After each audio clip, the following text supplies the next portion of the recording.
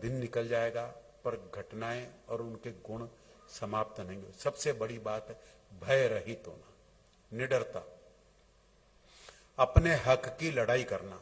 जो मेरा हक है वो आपको देना होगा, आपको उसको छीनने का कोई अधिकार नहीं है और उसके लिए मैं आपसे लड़ूंगा।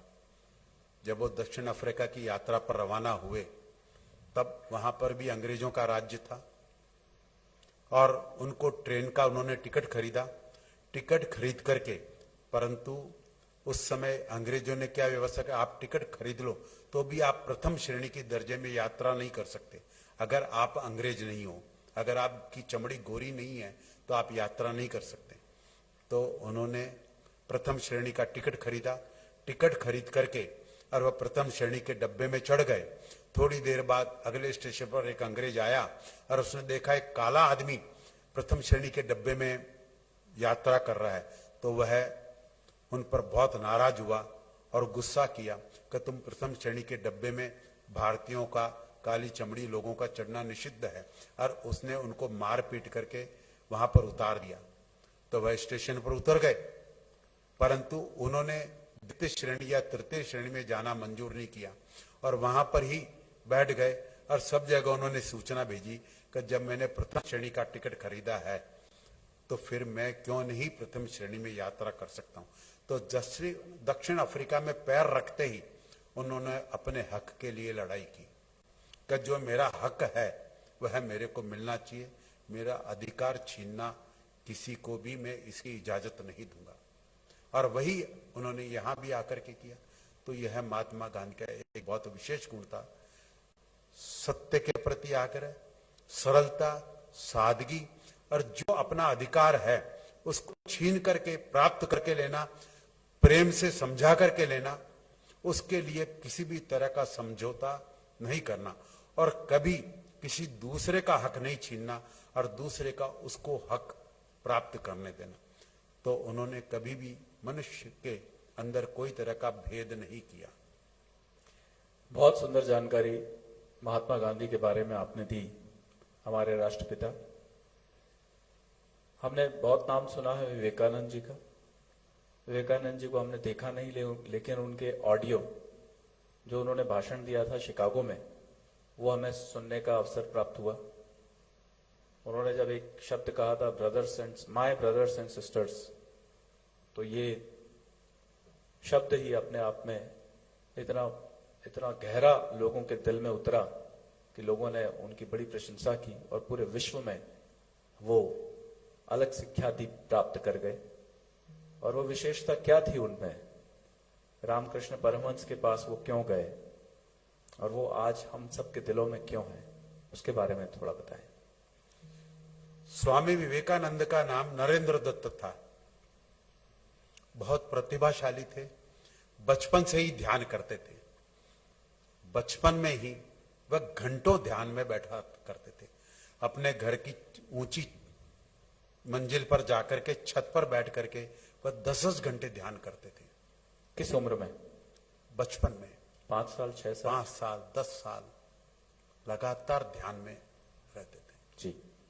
ध्यान जो है विवेकानंद उसका उदाहरण है कि ध्यान किस तरह से मनुष्य के अंदर अनंत शक्तियों का विकास करता है।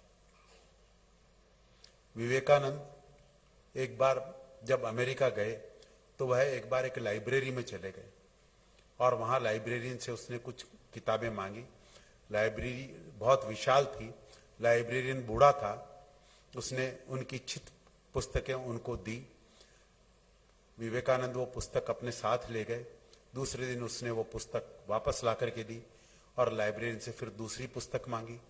ऐसा लगातार कुछ दिनों तक होता रहा। तो अंत में लाइब्रेरियन ने उनको कहा कि मैं वृद्ध हूं, आप मेरे को क्यों इतना हैरान और तंग कर रहे हो? आप पुस्तक ले जाते हो, अगले दिन वापस ले देते हो। जब आपको पढ़नी नहीं है वो पुस्तक तो आप लेकर के हो गए और फिर दूसरे दिन आकर के आप दूसरी पुस्तक ले जाते हो, फिर वह भी वापस कर देते हो, तो और फिर आप दूसरी पुस्तक ले जाते हो। मैं बार बार ऊंचाई से सीढ़ियों पर चढ़ करके पुस्तक उतार करके लाता हूं, आपको देता हूं, रजिस्टर में नोट करता हूं, तो आपको इससे क्या लाभ प्राप्त हो रहा है जो आप इस तरह से करते हैं? चूंकि आपको मैं मना तो नहीं कर सकता। तो उन्होंने कहा आप ऐसा क्यों कह रहे हैं, मैं ये सब पुस्तकें जितनी भी आपसे लेकर के गया हूं वो मैं सब पढ़ चुका हूं। तो उसने लाइब्रेरी ने कहा यह असंभव है, ये 700 पेज की पुस्तक, इसको पढ़ने के लिए 3 महीने चाहिए अगर आप लगातार पढ़ो तो भी, और आप तो कल लेकर के गए थे और आप कहते हो आप पढ़ चुके हो। तो बोले हाँ पढ़ चुका हूं, आप मेरी परीक्षा ले सकते हैं। लाइब्रेरियन ने विश्वास नहीं किया, परंतु विवेकानंद ने फिर आग्रह किया, बोला आप कहीं से भी मेरे को कुछ भी पूछ लीजिए। लाइब्रेरी ने पुस्तक खोली, कहीं बीच में से एक पेज खोला और उस पेज के बारे में उनको बोलने के लिए कहा। तो विवेकानंद ने विथ फुल स्टॉप और कोमा के साथ वो पूरा पेज ऐसा का ऐसा अपनी याद स्मरण शक्ति से उसको बता दिया।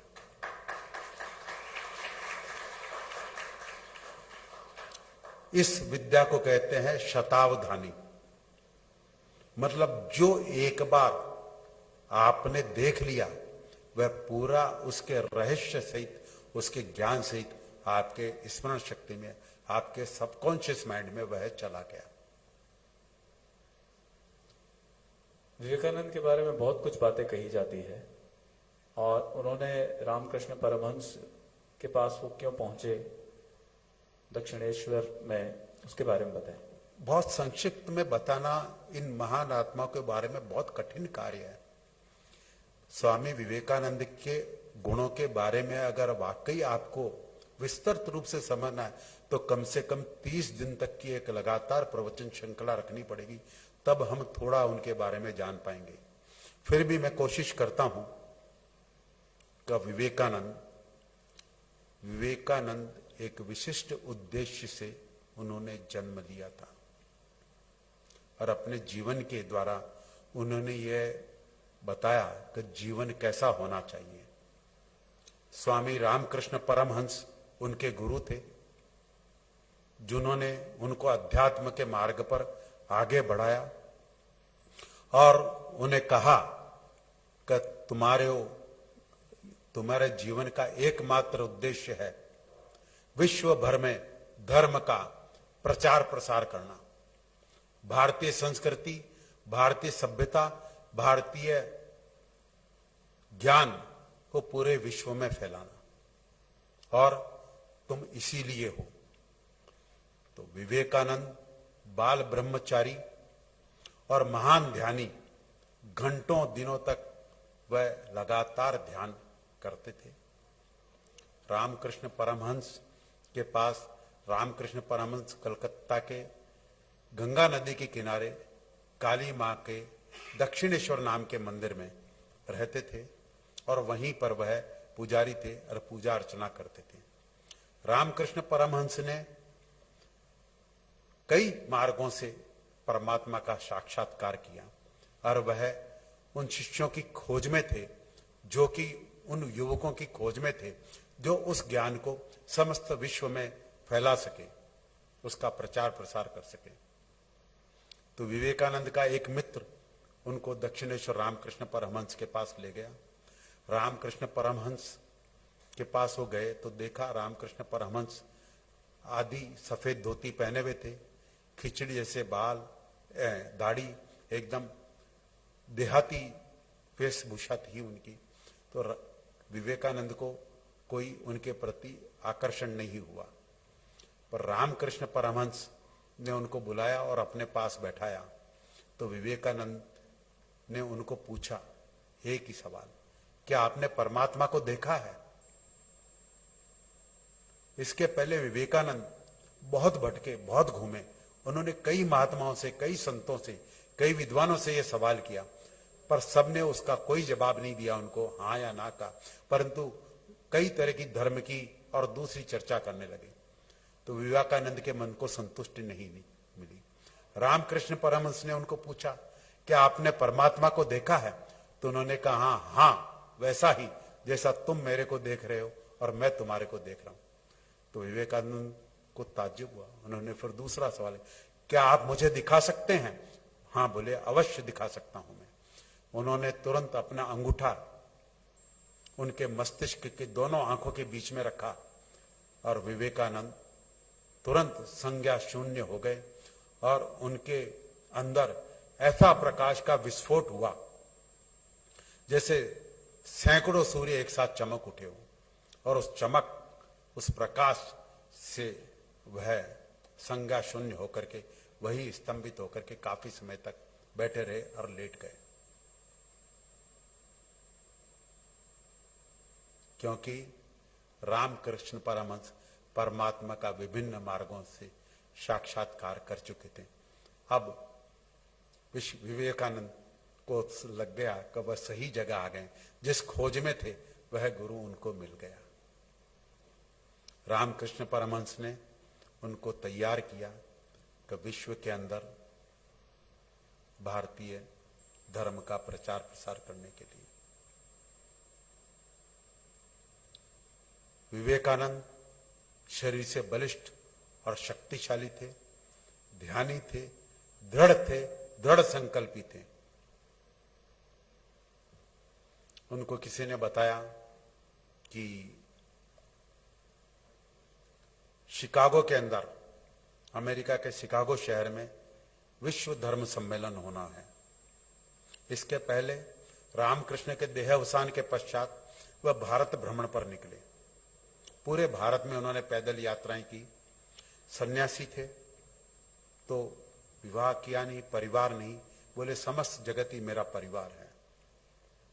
और वो भारत के कई विभिन्न गांवों में, कई राज्यों में घूमे और उन्होंने अपने शिष्यों की से एक महान क्रांतिकारी विचारों में परिवर्तन लाए। जहां जहां भी वो गुजरे वहां पर लोग उनके प्रतिभा के, उनकी विद्वता के और उनके ज्ञान से प्रभावित होकर के उन्हें अपना गुरु मान बैठे। इस भ्रमण के अंदर कई बार ऐसा भी समय आया कि उनको निराहार रहना पड़ा। सन्यासी थे इसलिए भिक्षा से ही अपनी शुद्धता को शांत करते थे और कहीं भी एक जगह ज्यादा समय तक नहीं ठहरते थे, क्योंकि सन्यासी का क्या माहौल, सन्यासी का नियम है लगातार भ्रमण करना। कंठ स्वर इनका बहुत मधुर था। जब वह गीत गाते थे तो ऐसा लगता था कि साक्षात सरस्वती ही गा रही है। इनका कंठ में इतना आकर्षण, चेहरा, ललाट, देदीप्यमान और आंखों में प्रेम और हृदय में करुणा और दया की साक्षात मूर्ति थे। खेतड़ी के, राजस्थान की एक राज्य रियासत खेतड़ी के महाराज अजीत सिंह उनसे बहुत ज्यादा प्रभावित हुए। जहां भी वो गुजरे सभी राज्यों के नरेशों ने, राजाओं ने उनकी अभ्यर्थना की और उनके अपने राज्य में रुकने की प्रार्थना की, पर संन्यास के नियम के अनुसार वह कहीं भी ज्यादा समय न रुके। तो जब शिकागो में धर्म सम्मेलन हो रहा है तो उसके अंदर भारत की ओर से भी, हिंदू धर्म की ओर से भी कोई प्रतिनिधि जाना चाहिए। उसके लिए स्वामी विवेकानंद को उन्होंने आग्रह किया और उनके अमेरिका जाने की व्यवस्था की। अमेरिका जाने की व्यवस्था की। जब वहां वह गए तो उनको 1 मिनट का बोलने का समय दिया गया। जब उनका समय आया और वह स्टेज पर खड़े हुए तो उन्होंने बोला, माय ब्रदर एंड सिस्टर्स। तो सारे स्टेज के जितने भी उस सभागार में थे वो सब उठ करके खड़े हो गए और जोरदार तालियां बजनी शुरू हुई। लगातार 3 मिनट तक वह तालियां बजती रही। उनका बोलने का समय था 1 मिनट, पर 3 मिनट तक लगातार तालियों की गूंज समाप्त नहीं हुई। तो वह वापस अपनी कुर्सी पर बैठ गए। तो आयोजकों ने कहा कि आप बैठ क्यों गए, आपका तो अभी शुरू ही नहीं हुआ। तो बोला, आपने मेरे को जो समय दिया था वो तो पूरा हो गया। तो उन्होंने बोला, आपके लिए अब ऐसा नहीं है। तो फिर वो लगातार बोलते रहे और जो अभूतपूर्व उनकी प्रशंसा हुई और अखबारों में, मीडिया में जो उनका गुणगान हुआ कि पूरे अमेरिका में उनका प्रसिद्धि हो गई और जगह जगह उनका भाषण आयोजित होने लगा। वो तकरीबन 6 महीने तक अमेरिका में रहे, जगह जगह प्रवचन श्रृंखला। और तब उन ईसाई पादरियों को जो यहाँ पर धर्म की शिक्षा देने आते थे, तब उनके अखबारों ने ये लेख लिखा, हम उस देश को धार्मिक शिक्षा देने जा रहे हैं जो हमारे से सदियों आगे हैं। हम उनको सिखाएंगे, हमको उनसे सीखने की आवश्यकता है।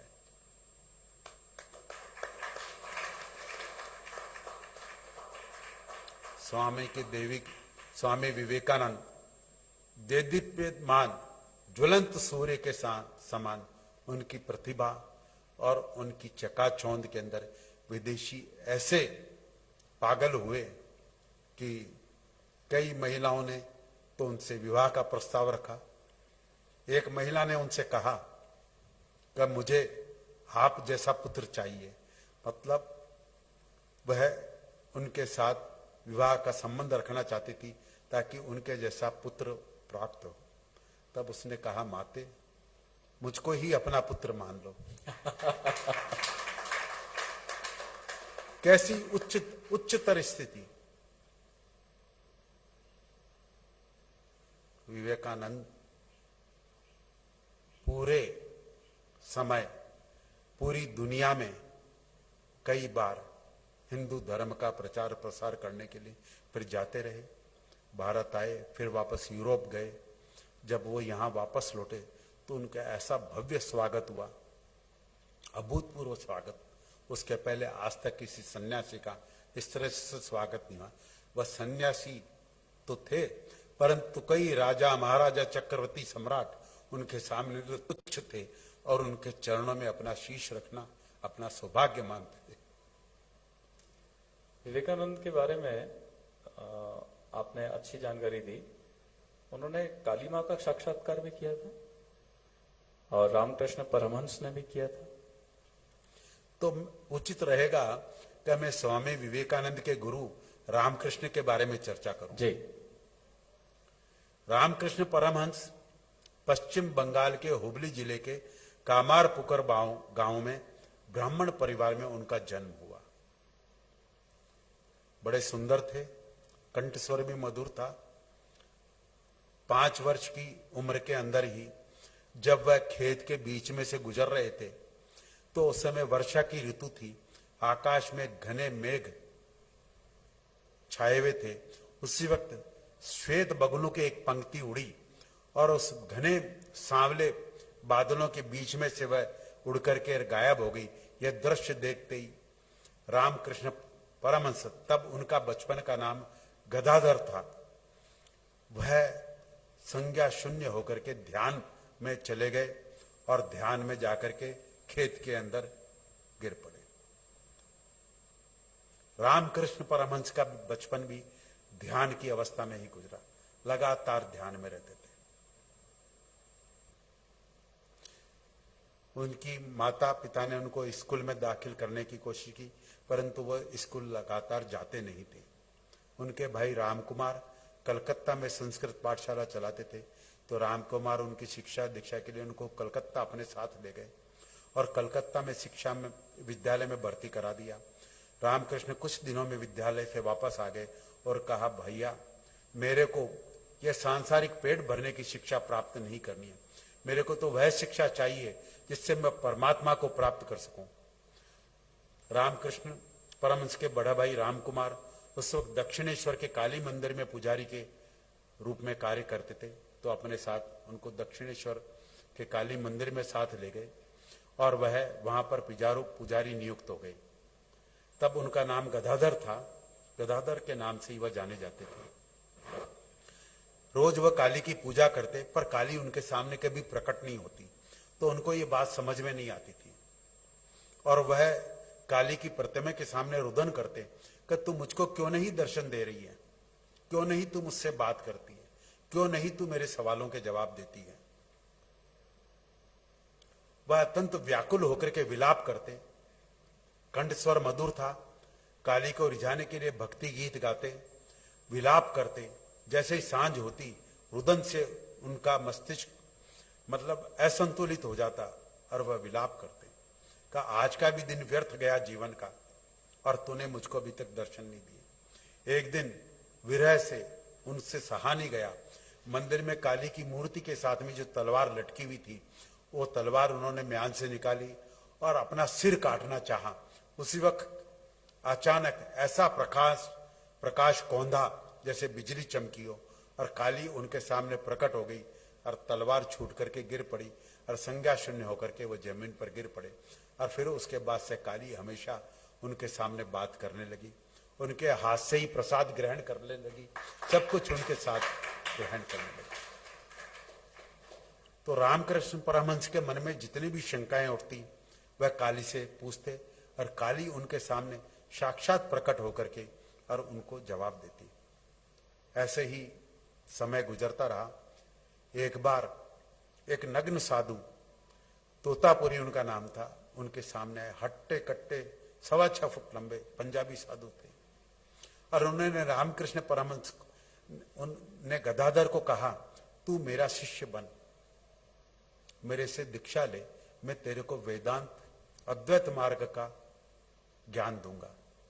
तो रामकृष्ण गदाधर ने उनका उपहास किया और कहा, जगत जननी जगदम्बा काली मां मेरे सामने प्रकट होकर के मुझसे बात करती है, मेरे को किसी न्यांगटा, बंगाली में नग्न साधु को न्यांगटा कहते हैं, मेरे को किसी न्यांगटा से का शिष्य बनने की आवश्यकता नहीं। तो तोतापुरी ने उनको कहा कि तू अपनी माँ से पूछ ले, तू माँ से पूछे बिना कोई कार्य नहीं करता है। तो उन्होंने कहा, हाँ यह बात उचित है। वह गए अंदर मंदिर में और काली माँ को कहा कि वो नंगा आकर के मेरे को तंग कर रहा है और कहता है मेरा शिष्य बन। तो काली ने प्रकट होकर के कहा, हाँ अभी तेरे को उनका शिष्य बनना है और वेदांत मार्ग से अद्वैत मार्ग का तेरे को ज्ञान प्राप्त करना है। तो फिर रामकृष्ण ने कहा, गदाधर ने कहा, फिर तेरी भक्ति का, तेरे साक्षात्कार होने का क्या लाभ अगर मेरे को किसी नग्न साधु से दीक्षा लेनी है तो उसने कहा कि ये मेरी भक्ति का, मेरे साक्षात्कार का ही परिणाम है कि तोतापुरी जैसे दुर्लभ संत तेरे द्वार पर आकर के तेरे प्रार्थना कर रहे हैं शिष्य बनने की। नहीं तो ऐसे संतों को हम नहीं देख पाते। आए बाहर, तोतापुरी ने कहा, मां ने आज्ञा दे दी? उन्होंने कहा हाँ। तोतापुरी ने उन्हें दीक्षा दी। 3 दिन तक लगातार रामकृष्ण समाधि में बैठे रहे, अपने आसन से हिले तक नहीं। तब तोतापुरी ने कहा कि जो ज्ञान मैंने 40 साल की कठोर तपस्या से प्राप्त किया, वह गदाधर तूने 3 दिन के अंदर ही प्राप्त कर लिया, इसलिए आज से तेरा नाम होगा रामकृष्ण परमहंस। तोतापुरी स्वामी ने उनका दीक्षा दी और रामकृष्ण परमहंस उनका नाम रखा। तोतापुरी जी ने नाम रखा रामकृष्ण परमहंस। उसके पहले वो गदाधर के नाम से जाने जाते थे। जी, अब देख रहे हैं कितने विशेष महापुरुष हुए हैं हमारी इस धरती पर, जो काली मां से साक्षात्कार करते थे। और मैंने ये भी सुना है कि उन्होंने मुस्लिम धर्म अपनाया, ईसाई धर्म अपनाया। वो मुस्लिम धर्म अपनाने के बाद 5 बार की नमाज पढ़ा करते थे। वेदांत मार्ग से मैं जाने के पहले जी, उन्होंने तंत्र के 64 मार्ग है, 64 विद्या है। माँ योगिनी ने आकर के उनको 64 मार्ग के वाम तांत्रिक मार्ग की दीक्षा दी और उनसे भी उन्होंने परमात्मा का, शक्ति का साक्षात्कार किया। तो मुस्लिम धर्म अपनाया, फिर ईसाई धर्म अपनाया। हम आते हैं उस पर भी। जी, उसके बाद उन्होंने गोपिका भाव से, राधा भाव से वह उन्होंने साधना प्रारंभ की। गोपिका भाव, राधा भाव स्त्रियोचित भाव है, तो रामकृष्ण परमहंस की वाणी स्त्रियोचित हो गई। उनके स्तन उभर आए स्त्रियों के जैसे, उनकी चाल ढाल, हाव भाव, व्यवहार सब स्त्रियों जैसे हो गए। और उस मार्ग पर भी चल करके उन्होंने कृष्ण का साक्षात्कार किया। पहले उन्होंने भक्ति मार्ग, फिर सबसे पहले उन्होंने अपनाया ध्यान मार्ग। बचपन से ही वह ध्यान मार्ग में थे। ध्यान मार्ग के पास भक्ति मार्ग, भक्ति मार्ग के पास वाम मार्ग, तंत्र मार्ग, तंत्र मार्ग के बाद आए वह गोपी का भाव राधा भाव में, और राधा भाव से भी उन्होंने परमात्मा का, कृष्ण का साक्षात्कार किया। फिर उसके बाद वह आए स्वामी तोतापुरी से, उन्होंने निराकार निर्गुण निराकार भाव से अद्वैत मार्ग, वेदांत मार्ग से उन्होंने साधना प्राप्त की, और उस भाव से वह निराकार निर्गुण परमात्मा को प्राप्त हुए। उसके बाद उन्होंने मुस्लिम धर्म अपनाया, और उनका आचार व्यवहार मुस्लिमों जैसा हो गया। दिन में 5 बार नमाज पढ़ते। उस समय वो हिंदू देवी देवताओं के चित्र भी नहीं सहन कर सकते थे, देख सकते थे। और दक्षिणेश्वर मंदिर और गंगा नदी के बीच में एक छोटा था जंगल पड़ता, जिसको पंचवटी कहते हैं, वह वहां पर विचरण करते थे। तो अल्लाह और मोहम्मद साहब आकर के उनमें समा गए। उसके बाद उन्होंने ईसाई धर्म अपनाया, और ईसाई धर्म से उन्होंने अपनी, जैसे ईसाई रहते हैं वैसे रहने लगे, और वैसी अपनी साधना उन्होंने की। और एक दिन ईसा मसीह भी उनके अंदर आए और समा गए। मतलब उन्होंने मुस्लिम धर्म पर चल के अल्लाह से मोहम्मद का साक्षात्कार किया, ईसाई धर्म पर चल करके उन्होंने ईसा का साक्षात्कार किया, और यह सिद्ध किया कभी सभी धर्म हमारे को एक ही परमात्मा तक ले जाते हैं। सभी धर्म अलग अलग रास्ते हैं उस एक परमात्मा तक पहुंचने के लिए। यह उन्होंने अपने जीवन से, अपनी साधना से सिद्ध किया। वह कहते थे कि जैसे एक तालाब है, तो एक तालाब के कई घाट होते हैं। हम किसी एक घाट पर उतरते हैं और कहते हैं कि मैं यहां से वाटर ले रहा हूं। एक दूसरे घाट पर उतरते हैं तो हमें कहते हैं आबे हयात लेता हूं।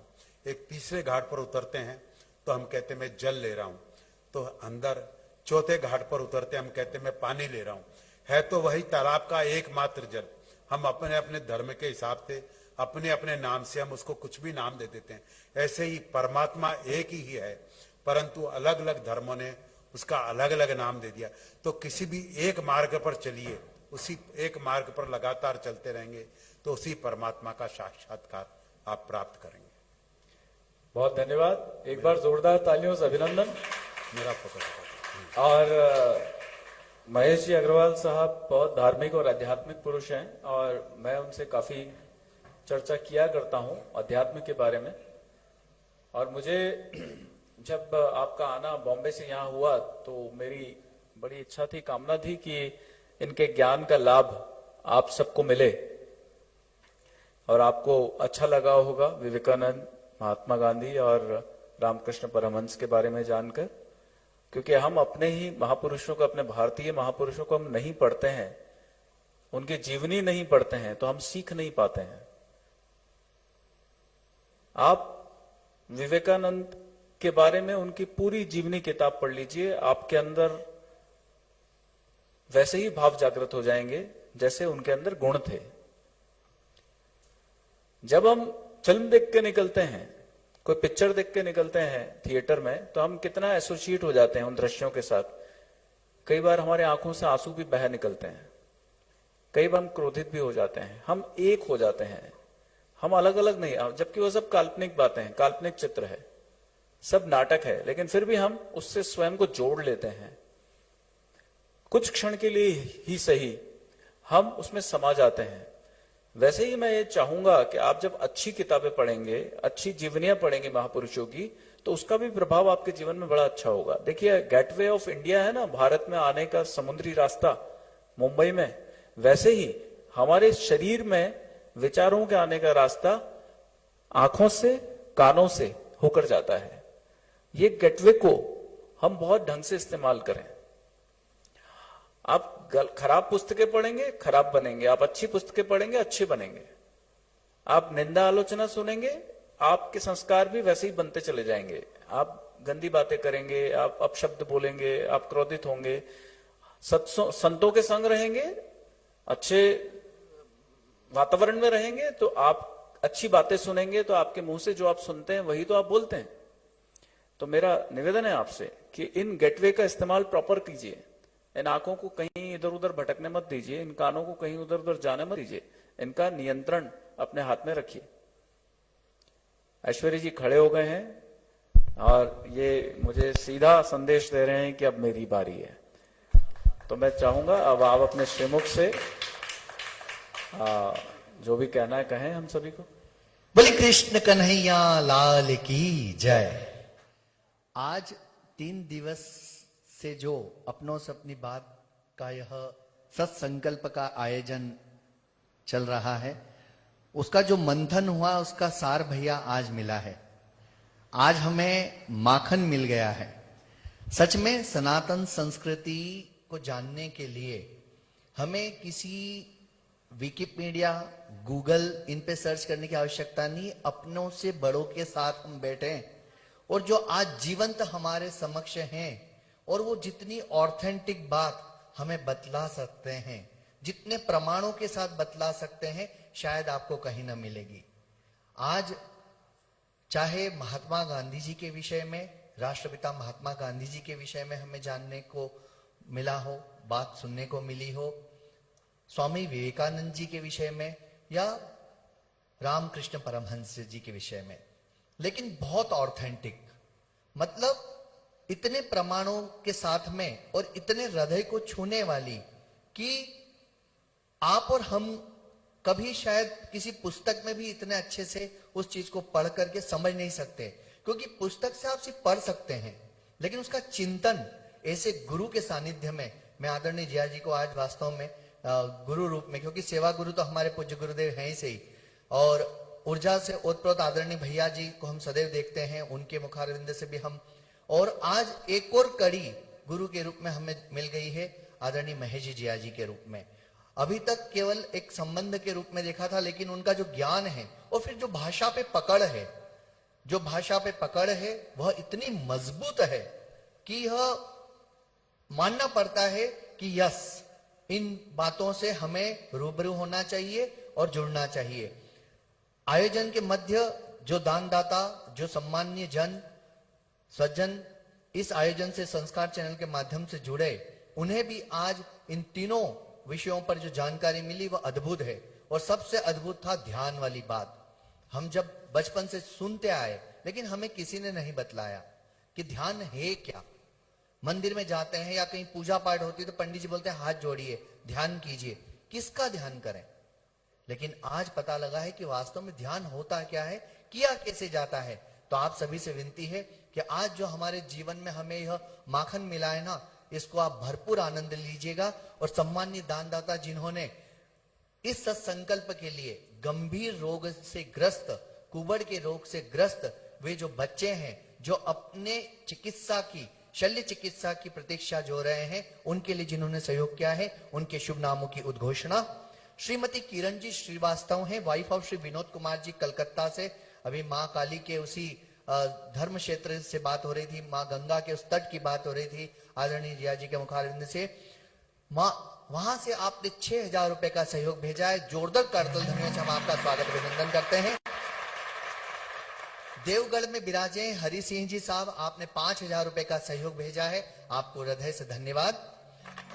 रतलाम से सज्जन परिवार है जिन्होंने दवाई हेतु सहयोग भेजा, आपको धन्यवाद। कबीर धाम से एक सज्जन परिवार है जिन्होंने दवाई हेतु सहयोग भेजा, आपको बहुत धन्यवाद। स्वर्गीय श्री सत्यनारायण जी शर्मा साहब एवं स्वर्गीय श्री राधेश्याम जी खंडेलवाल साहब अजमेर से, आपके परिवार से 5,000 रुपए का सहयोग प्राप्त हो रहा है, आपको बहुत धन्यवाद, साधुवाद।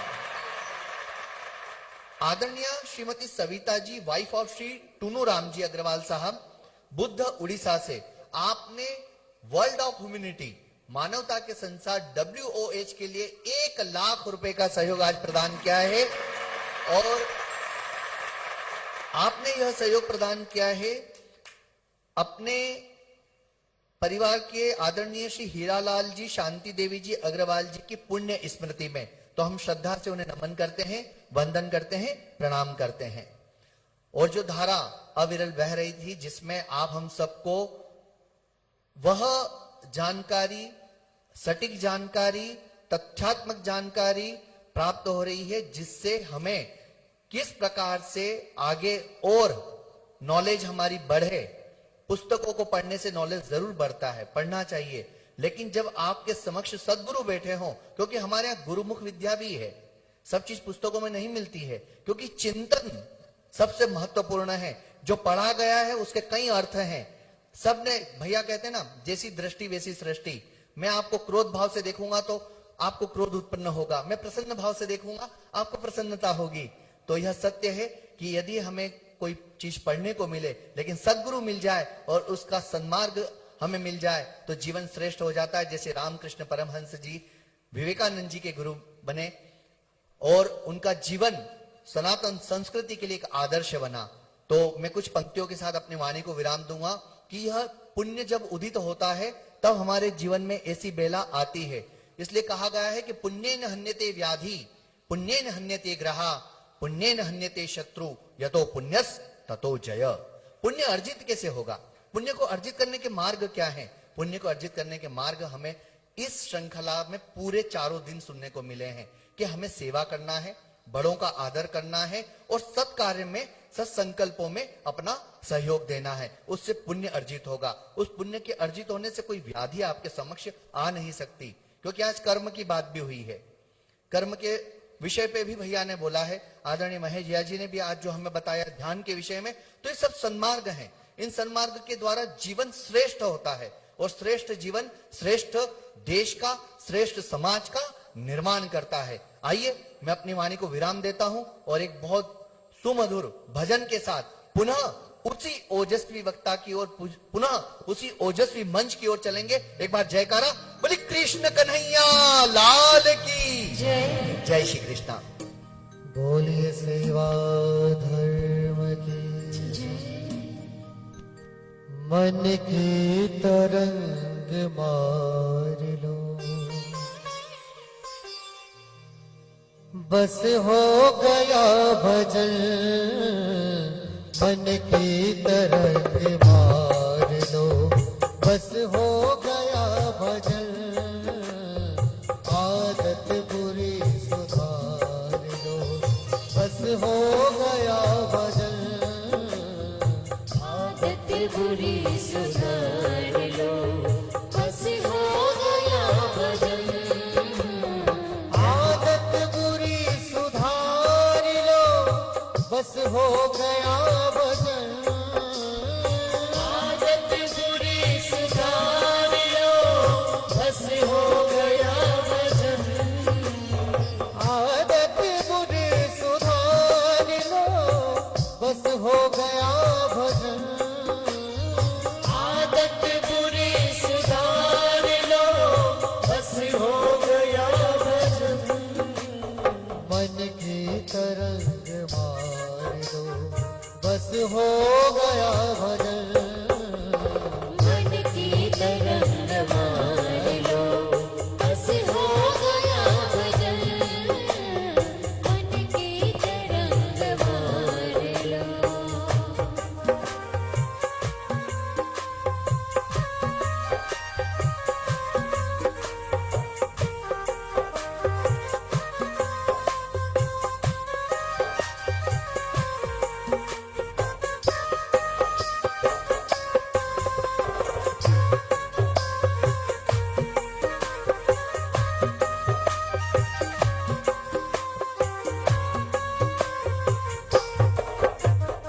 कोई तुम्हें बुरा कहे, सुनकर करो क्षमा।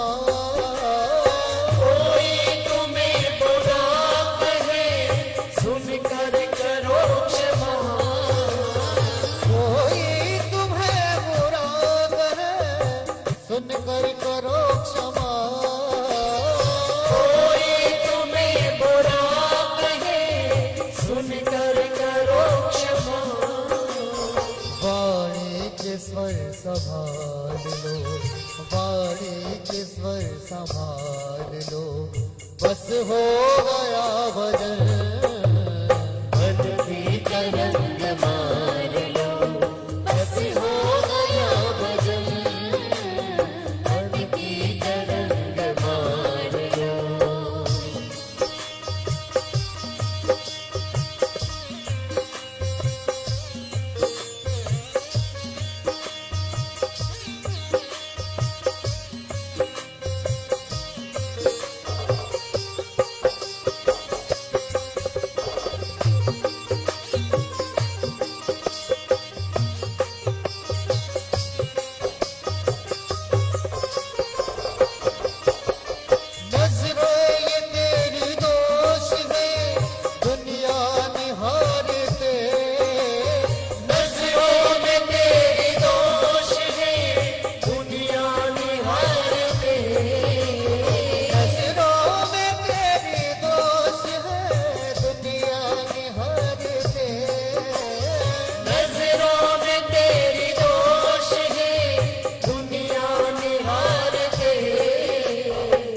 ममता का अंजन ढाल लो, समता का संजन ढाल लो, बस हो गया भजन। मन की तरंग मान लो, बस हो गया भजन। आदत बुरी सुधार लो, आदत बुरी सुधार लो, बस हो गया भजन। आदत बुरी सुधार लो, बस हो गया भजन। मन के तरंग मार लो, बस हो गया भजन। मन की तरंग मान लो, बस हो गया भजन। मन की तरंग मान लो, बस हो गया भजन। मन की तरंग मान लो, बस हो गया भजन। मन की तरंग मान लो, बस हो गया भजन। मन की तरंग मान लो।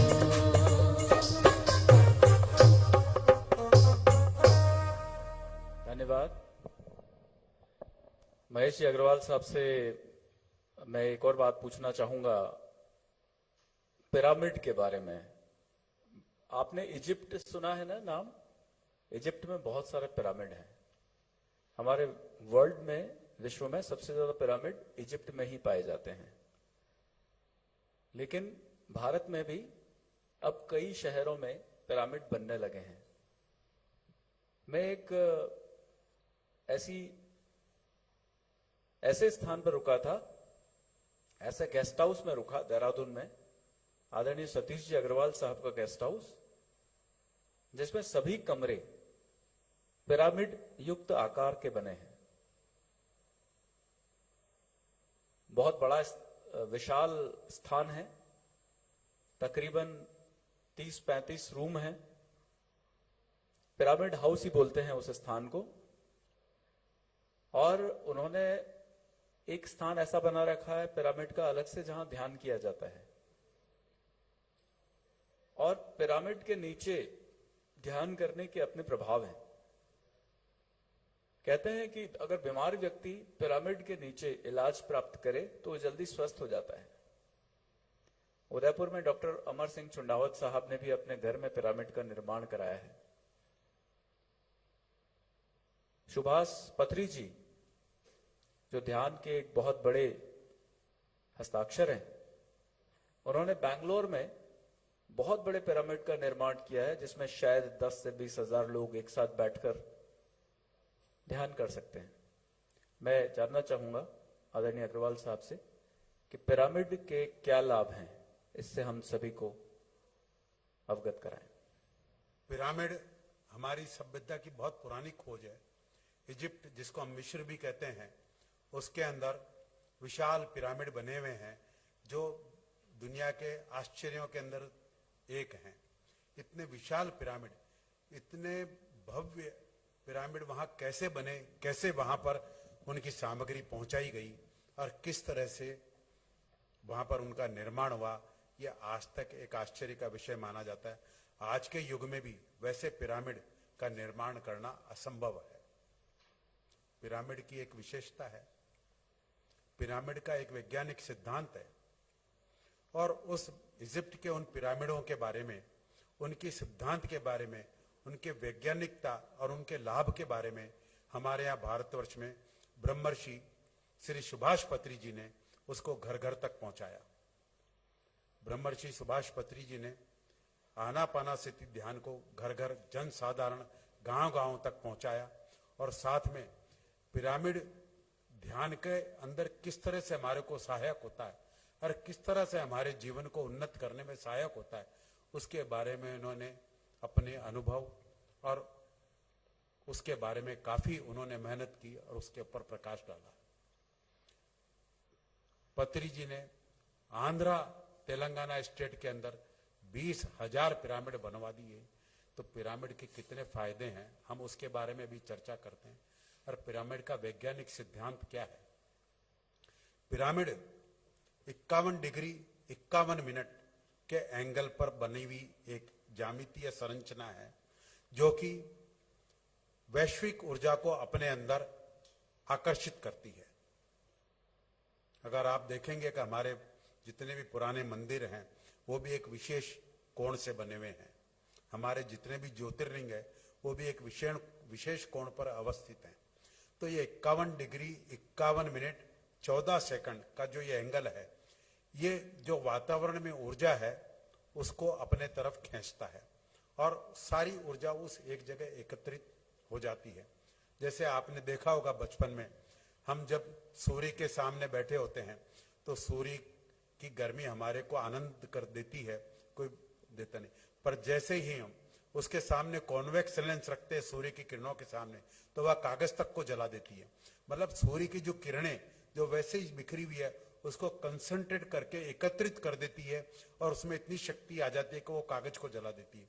ऐसे ही पिरामिड भी उसी तरह से शक्ति को एकत्रित करता है और जो उस पिरामिड के नीचे बैठता है उसके ऊपर वह शक्ति उसके शरीर में आ जाती है और उसको रोग मुक्त कर देती है। अगर आप ध्यान करने के लिए बैठते हैं तो ध्यान आपका 3 गुना ज्यादा गति से लगेगा। मतलब 1 घंटा ध्यान करने पर आपको बाहर 1 घंटा ध्यान करने पर जो आपको लाभ प्राप्त होता है, पिरामिड के अंदर बैठने पर उतना ही ध्यान करने पर आपको 3 घंटे का लाभ होगा, मतलब तिगुना लाभ होता है। पिरामिड क्योंकि एक विशेष जो शक्ति का केंद्रित करती है उसके हमारे शरीर पर अद्भुत प्रभाव पड़ता है। वह शक्ति केंद्रित होकर के हमारी शरीर की एक एक कोशिका के अंदर जाती है, प्रवाहित होती है और जहां भी शक्ति की आवश्यकता होती है वो पूरा करती है। उससे हमारे शरीर की पावर बढ़ती है, इम्यून सिस्टम स्ट्रांग होता है हमारा, हमारी जो बीमारियां जैसे होती है वो दूर होती है। मतलब मैंने तो कई ऐसे लोगों से मिला हूं जिनके जैसे 450-500 डायबिटीज थी, पर पिरामिड के नीचे बैठने से लगातार उनकी वह डायबिटीज सामान्य हो गई। जिनको कैंसर की बीमारी थी, जिनको हृदय रोग की बीमारी थी, जिनको क्रोनिक डिजीज थी, वह भी पिरामिड के अंदर बैठ करके ध्यान करने से दूर हो गई। एक्चुअली बीमारियां क्या होती है? बीमारियां होती है शक्ति का अभाव। हमारे जिस अंग में जो ऊर्जा चाहिए वह ऊर्जा वहां नहीं पहुंचती है तो वह अंग कमजोर हो जाता है और उसको हम कहते थे ये बीमार हो गया। चाहे वो हमारा हार्ट हो, चाहे हमारा लीवर हो, चाहे हमारा पैनक्रियाज हो, चाहे हमारा स्टोमक हो, वहां पर शक्ति पहुंचने में रुकावट है और वही हमारे को दुख देता है। जब हम पिरामिड के अंदर बैठते हैं तो शक्ति का प्रवाह हमारे शरीर के अंदर जाता है और उस शक्ति को मालूम है कहां उसकी जरूरत है, वो उसी अंग में जाकर के, और तो वह जैसी शक्ति प्राप्त होती है वह अंग सामान्य रूप से कार्य करता है और हमारा बीमारी दूर हो जाती है। एक सामान्य सा नियम है, आप इसका प्रयोग करके देख सकते हैं और खुद तय कर सकते हैं कि ये कितना कारगर है। जैसे आप पिरामिड को आप किसी फल के टोकरे पर रख दें तो फल के सड़ने की गति धीमी पड़ जाएगी। जैसे आप केले के ऊपर रख देंगे तो जो केला 3 दिन में सड़ता है वो 10 दिन तक खराब नहीं होगा। आप पानी के मटके के ऊपर रख देंगे तो पानी की लिक्विड उसकी केमिकल संरचना तो नहीं बदलेगी पर उसके गुण बदल जाएंगे, पानी के अंदर वो ऊर्जा आ जाएगी। आप किसी भी वस्तु पर जहां भी जीवन है उस पर आप रख देंगे तो उसके अंदर गुणात्मक परिवर्तन आएगा, क्योंकि हर प्राणी को ऊर्जा चाहिए और पिरामिड ऊर्जा को कंसंट्रेट करता है और वो ऊर्जा प्राप्त होती है और हमारे शरीर में, हमारे जीवन में परिवर्तन आ जाता है। धन्यवाद जिया जी, पिरामिड के बारे में आपने बताया, आपको बहुत धन्यवाद। अब मैं प्रार्थना करूंगा, हमारे बहुत सारे साथी सामने बैठे हैं जो आर्टिफिशियल लिम्स लगाए हैं, उनसे हम चर्चा करेंगे।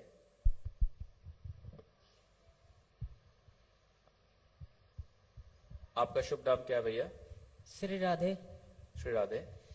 मेरा नाम रविकांत है। रविकांत जी। यादव। अच्छा, कहाँ से आए हैं? एमपी से। अभी क्या काम सीख रहे हैं आप? हाँ, वो सिलाई कर रहे हैं।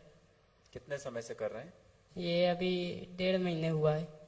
अच्छा, आप ठीक हैं पैरों से? हाँ, थोड़ा एक पैर थोड़ा कमजोर है। अच्छा, ऑपरेशन किया यहाँ? नहीं। अच्छा, यहाँ सिलाई सीखने के लिए आए हैं? जी। ठीक है, अच्छी बात है।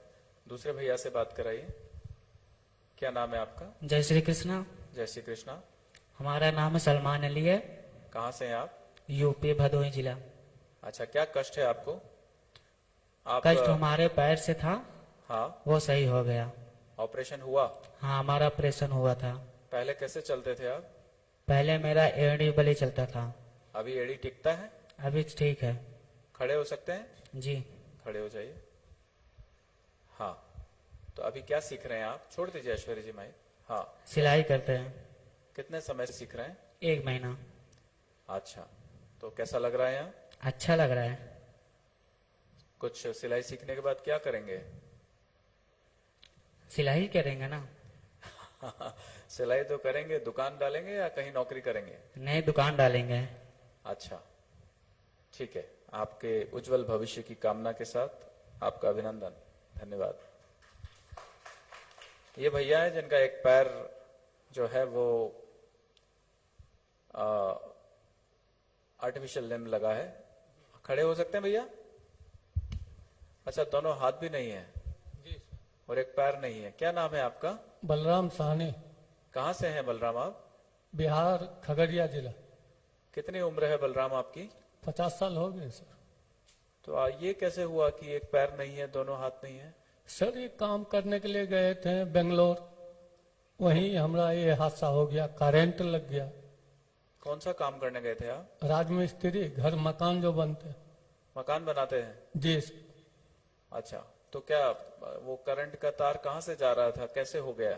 सर मैंने एक इंजीनियर साहब बुला लिए जमीन का लेवल करने के लिए। हाँ, तो हम गए, जमीन 3-4 जगह मैंने लेवल लिए, वो दूरबीन लगा के देख रहे थे। हाँ, और हम अल्युमिनियम का पाइप 3-4 मीटर मैंने उठा करके रखे थे। हाँ, तो वही लेवल लिए, 3-4 जगह लेवल ले लिए हैं। उसके बाद बोले कि जी एक दीवार के साइड चले जाओ। हाँ, ऐसे पकड़ के हम जा रहे थे, हाँ। तो ऊपर 11,000 तार था, उसी में मैंने टच हो गया। किस पे? एल्यूमिनियम के पाइप पे? अल्युमिनियम, जी हाँ। अच्छा, उससे वो तार टच हो गया और वो टच हो गया उसमें, वो तार में। हाँ, तो हमरा पूरा एकदम शॉट लग गया। शॉट लग गया तो समझिए हम कुछ बोल नहीं पाए। हाँ, अब कब मर के गिरे हैं, क्या हुए हैं, वो हमको मालूम नहीं। फिर आए, सब हॉस्पिटल ले गए, तो वहाँ होश आए तो सब देखे कटा हुआ है। तो इलाज तो कंपनी की है, आने का टाइम में 1.5 लाख रुपया दिए। वहाँ आर्टिफिशियल पैर लगवाए, हाथ में भी वो लगा करके भेज दिए बिहार आए, यहाँ रहे 10 साल रहे। उसके बाद ये पैर गया टूट गया। तो हम सोचे जाते हैं, वहाँ फ्री सेवा है राजस्थान में। यहाँ आए, बहुत अच्छा लगा कि जो पैर बनवा दिए तो अच्छा से चलते हैं। यहाँ एक भी पैसा खर्च नहीं हुआ।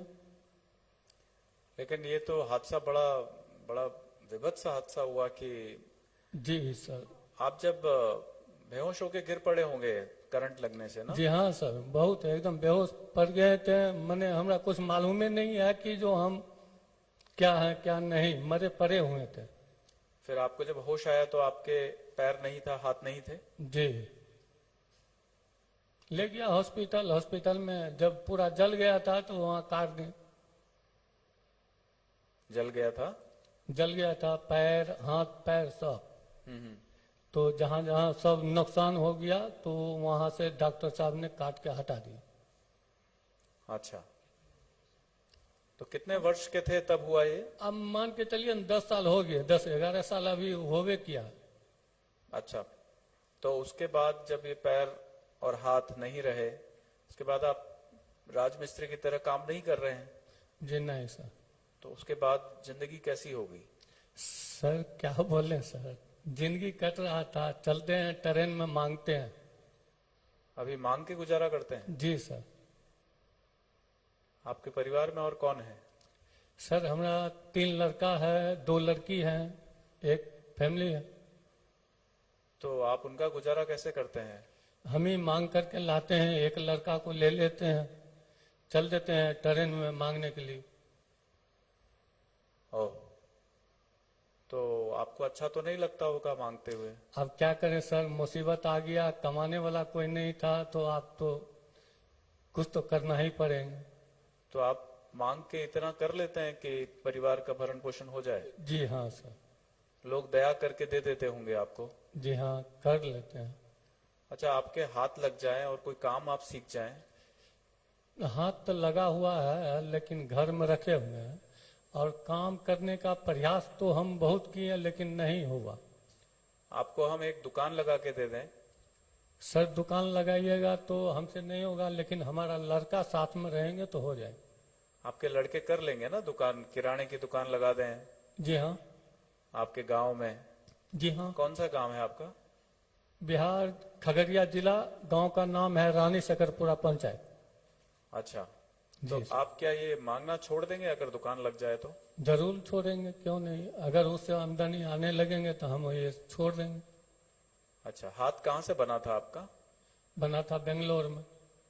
तो वो हाथ क्या ठीक नहीं था? क्यों नहीं पहनते? नहीं नहीं, हाँ ठीक है, हाँ, हाँ ठीक है। उससे ऐसे जैसे कि अथी लगा देते हैं तो ऐसे हम करते हैं तो गिलास पकड़ा जाता है।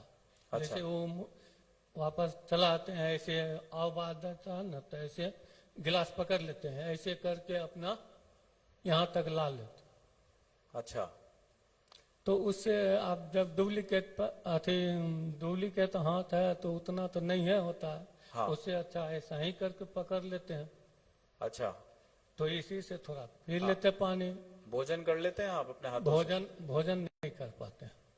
तो बच्चे कराते हैं भोजन आपको? हाँ, बेटा है, बेटी है, परिवार है, कोई भी आदमी करा देते हैं। बेटे आप पढ़ाई करने जाते हैं? जी सर, अभी स्कूल कोई नहीं जाते हैं। कोई नहीं जाते? जी नहीं, ट्यूशन पढ़ाते हैं। ट्यूशन पढ़ाते हैं? जी, अच्छा, स्कूल तो अभी कोरोना की वजह से बंद है इसलिए? जी सर।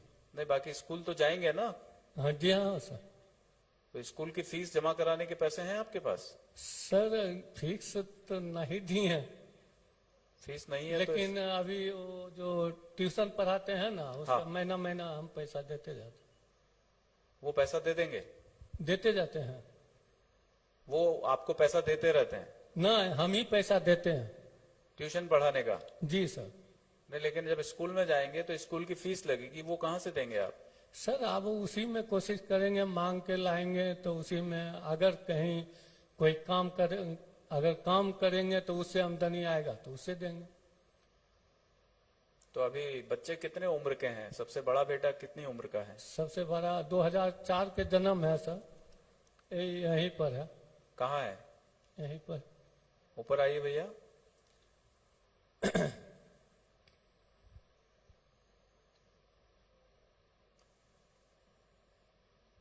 इनको माइक दीजिए। आपका नाम क्या है? कृष्णा कुमार। कृष्णा।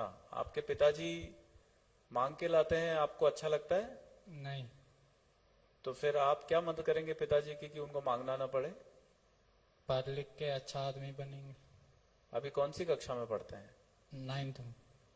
अच्छा, तो आप अपने, अगर आप वहां दुकान डलवा दी जाए छोटी सी, जिसमें आपकी महीने भर का खर्चा निकल जाए, तो आप पिताजी को ये काम नहीं करने देंगे ना? नहीं करने देंगे।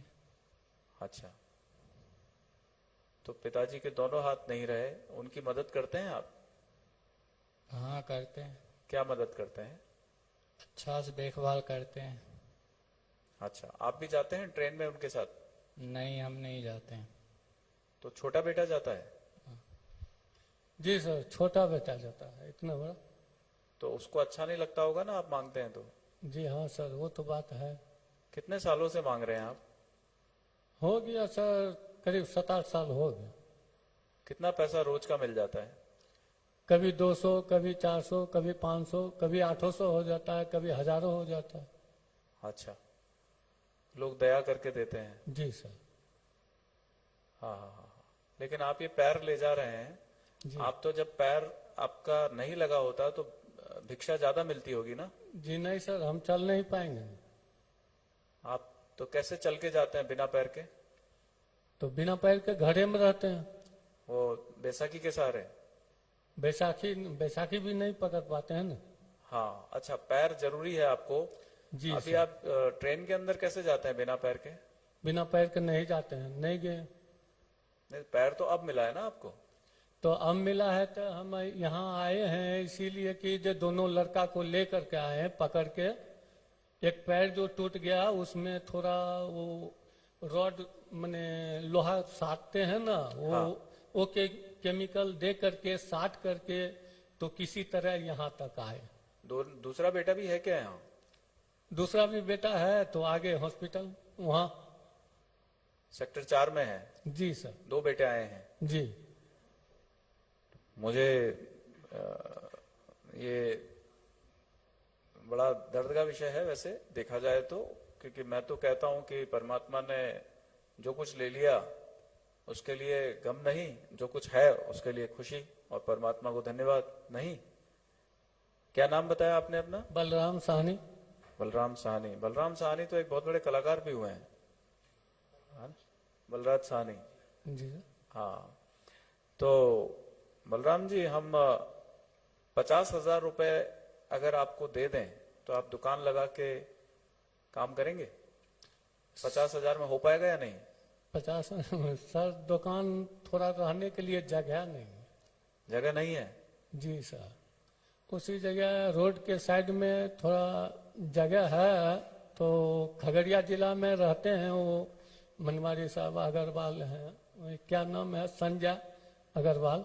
हाँ। लेकिन उनसे थोड़ा मांगेंगे तो वो भी थोड़ा नहीं दे पाएंगे ना।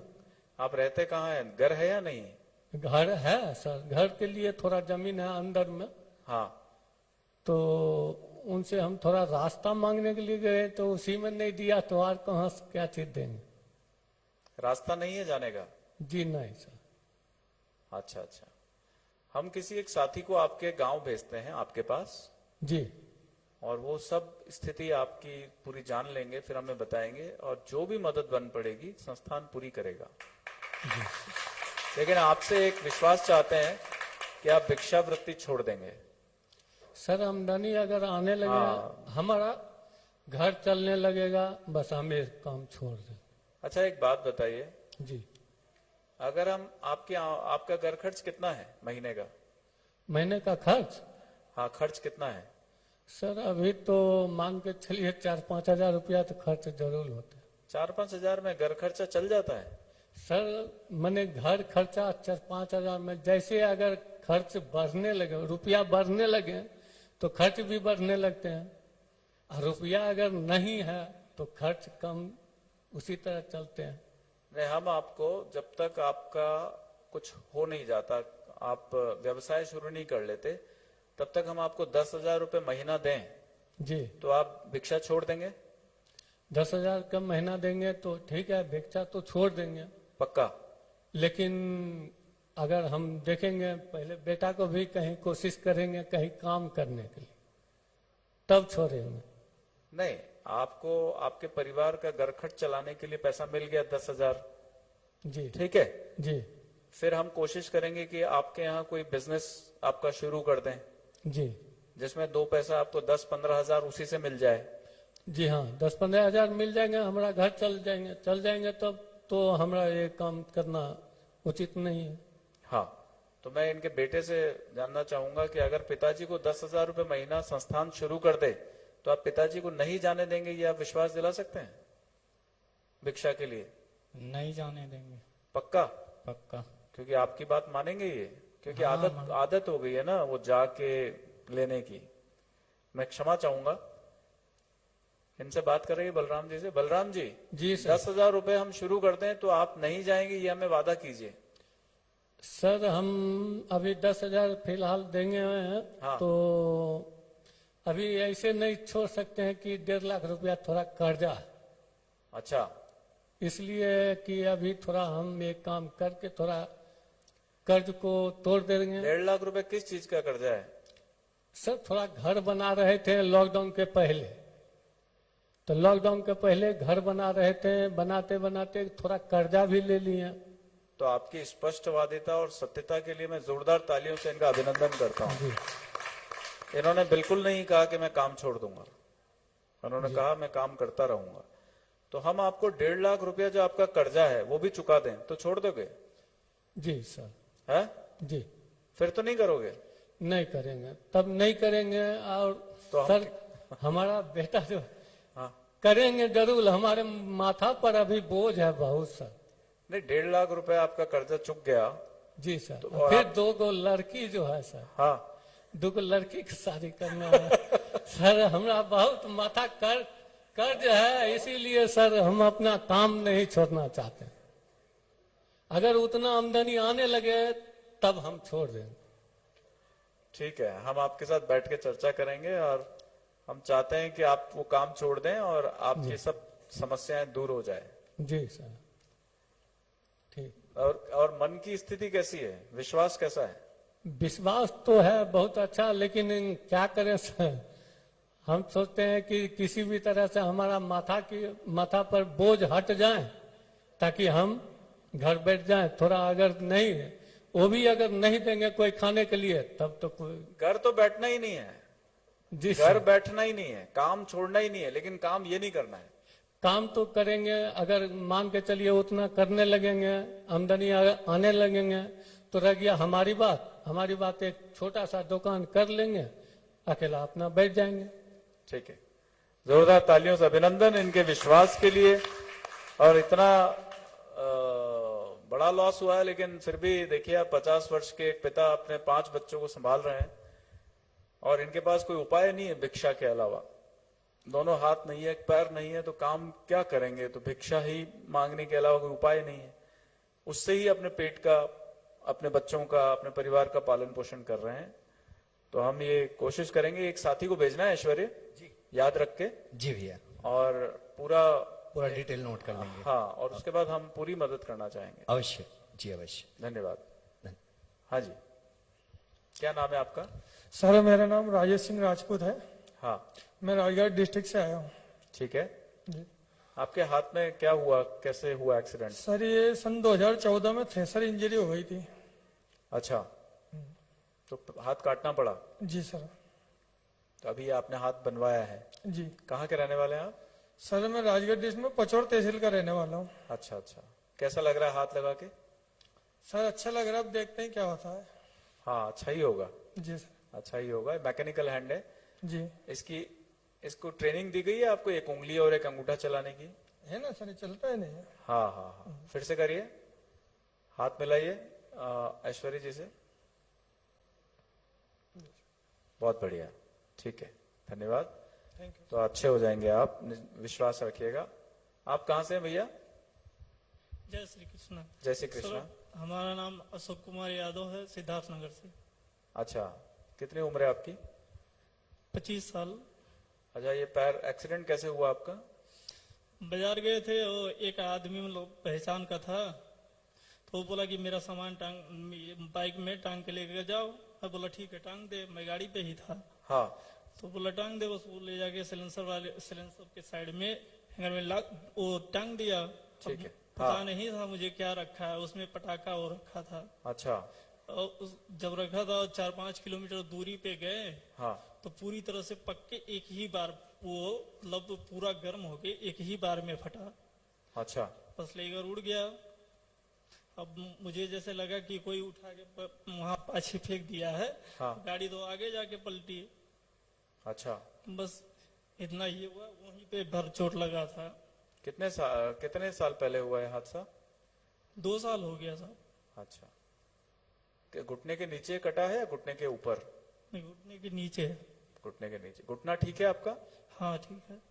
ठीक है, तो कुछ काम करते हैं आप? पहले तो कर रहे थे लेकिन अब कुछ नहीं। कुछ नहीं कर रहे हैं, जी। ठीक है, धन्यवाद आपको। तो ये सब हमारे साथी हैं जिनका परिचय आपने प्राप्त किया। अलग अलग दुर्घटनाओं से अपने अंगों को गंवाने के बाद संस्थान से इन्हें अंग मिले हैं और अब ये जीवन के प्रति आश्वस्त हैं। मैं कुछ आपको कुछ कहानी बताना चाहूंगा नैनाराम जी की। नैनाराम जी का ऑपरेशन यहीं हुआ। उन्होंने सिलाई सीखी और एक अच्छी दुकान लगाई और अब वो अपने परिवार का भरण पोषण कर रहे हैं। नैनाराम जी की कहानी हम देखते हैं और सुनते हैं।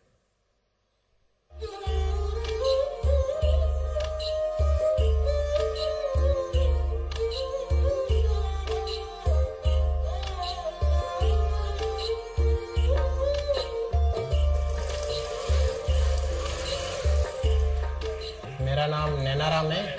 मैं राजस्थान बाड़मेर का रहने वाला हूँ। 15 साल का था जब मुझे पोलियो हो गया था और उसके बाद में जोधपुर एमडीएम में इलाज भी करवाया था, फिर भी ठीक नहीं हुआ।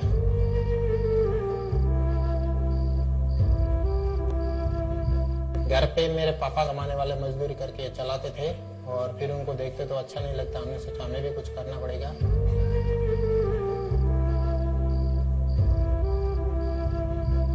मेरे को किसी ने बताया कि उदयपुर नारायण सेवा संस्थान में ऑपरेशन भी होते हैं, अपना एक बार चेकअप करवाओ। चले उदयपुर, यहीं से हम चले गए। फिर वहीं पे हमने कैलिपर लिया और कैलिपर से अच्छे से चलने लगे।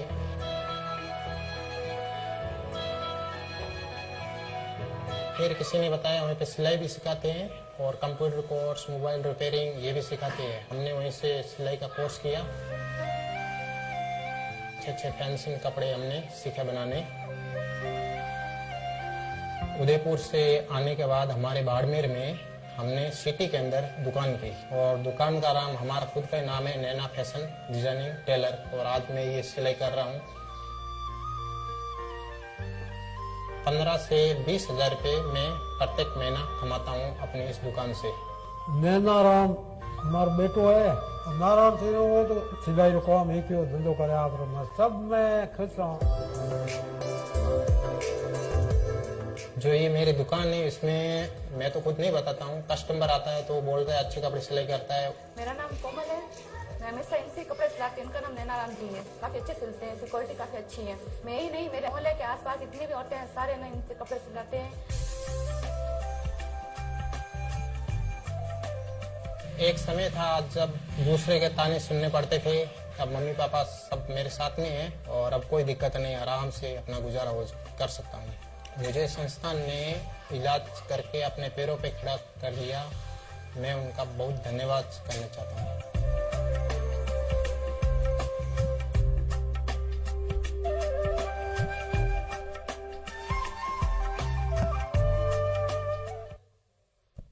बोले कृष्ण कन्हैया लाल की जय। अभी हमने नैनाराम जी की पूरी दास्तान को सुना और आइए एक और दास्तां है वीरेंद्र जी की। वीरेंद्र जी की शादी नारायण सेवा संस्थान में हुई। उन्होंने कंप्यूटर सीखा और आज वीरेंद्र जी की जिंदगी कितनी खुशहाल है। उनकी उस दास्तान को, उस कहानी को आइए देखते हैं वीडियो चित्र के माध्यम से।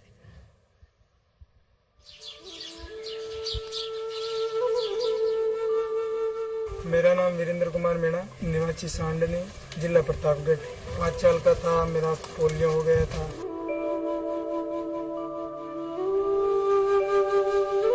मैंने BA तक पढ़ाई की। घर की स्थिति भी बहुत खराब है। ऐसे हाल में मुझसे शादी करने के लिए कोई तैयार नहीं था। कुछ दिन के बाद में रिश्ता तो हो गया पर शादी करने के लिए मेरे पास पैसे नहीं थे। संस्थान में पता चला कि वहाँ शादी करवाते हैं तो मैंने शादी का फॉर्म भरा तो मेरी शादी धूमधाम से दिल्ली में करवाई गई। धूमधाम के शादी थी। मनोली निकाली रे घर गृहस्थी चलाना का पूरा सामान दिया। आज हम बहुत खुश है परिवार में। शादी तो हो गई थी पर मेरे पास कुछ काम नहीं था। नारायण सेवा से मैंने कंप्यूटर कोर्स का काम सीखा। इसमें मैंने typing, computer basic knowledge, banking संबंधित ये कार्य सीखा। उसके बाद में मैंने ई-मित्र की दुकान डाली। आधार कार्ड बनाना, बामासा कार्ड बनाना, ई-मित्र पे जो फॉर्म आते हैं वो भरना और ये काम करके मैं अपना घर गुजारा चला रहा हूँ।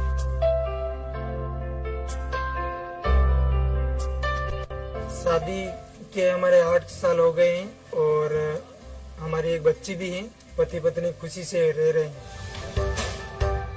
कोरोना में काम चल नहीं रहा था, खाने पीने की दिक्कत आ रही थी।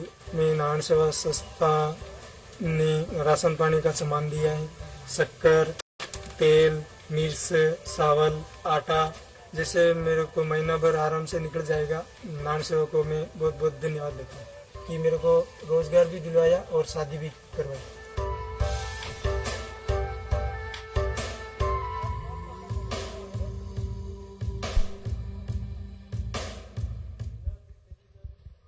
देखा आपने किस प्रकार से जिंदगियां बदलती है। केवल एक अच्छा संकल्प आपके मन में होना चाहिए, सत्संकल्प मन में होना चाहिए, जिंदगी बदल जाती है।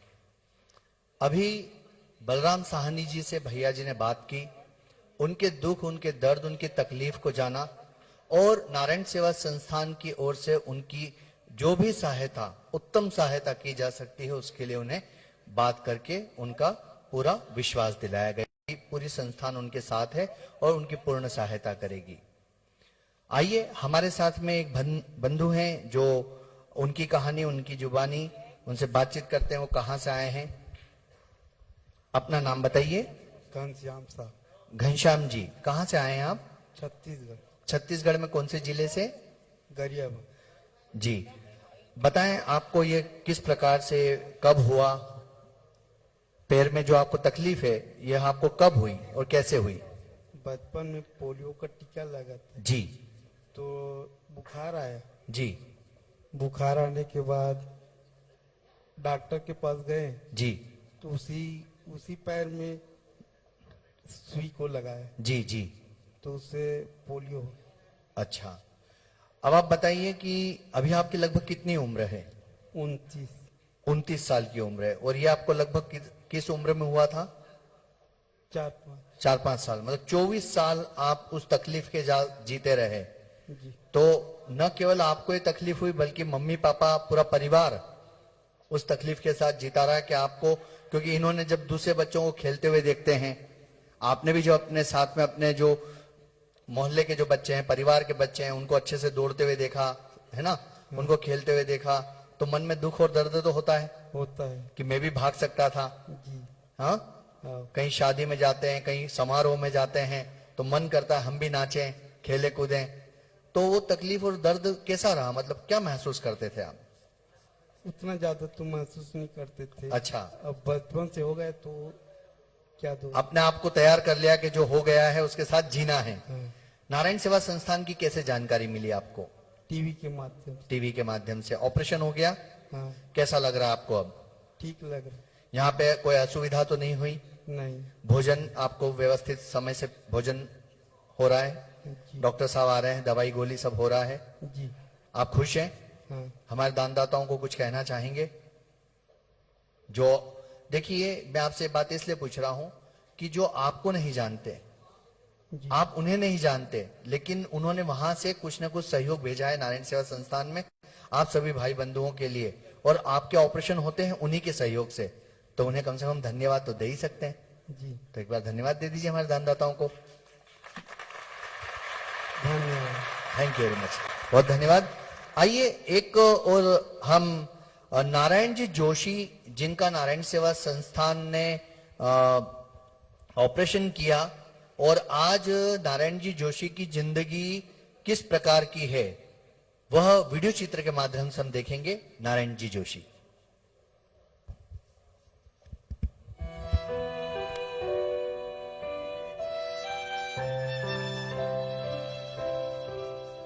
मेरा नाम नारायण लाल जोशी है। मुझे बचपन में ही पोलियो हो गया था और पहले मैं घुटनों में हाथ रखकर चलता था। मुझे पता चला टेलीविजन के माध्यम से कि नारायण सेवा संस्थान उदयपुर ऑपरेशन करवाती है विकलांगों के लिए। तो मैं नारायण सेवा संस्थान पहुंचा। ऑपरेशन होने के बाद मैं नारायण सेवा संस्थान में कंप्यूटर डिप्लोमा किया, बेसिक।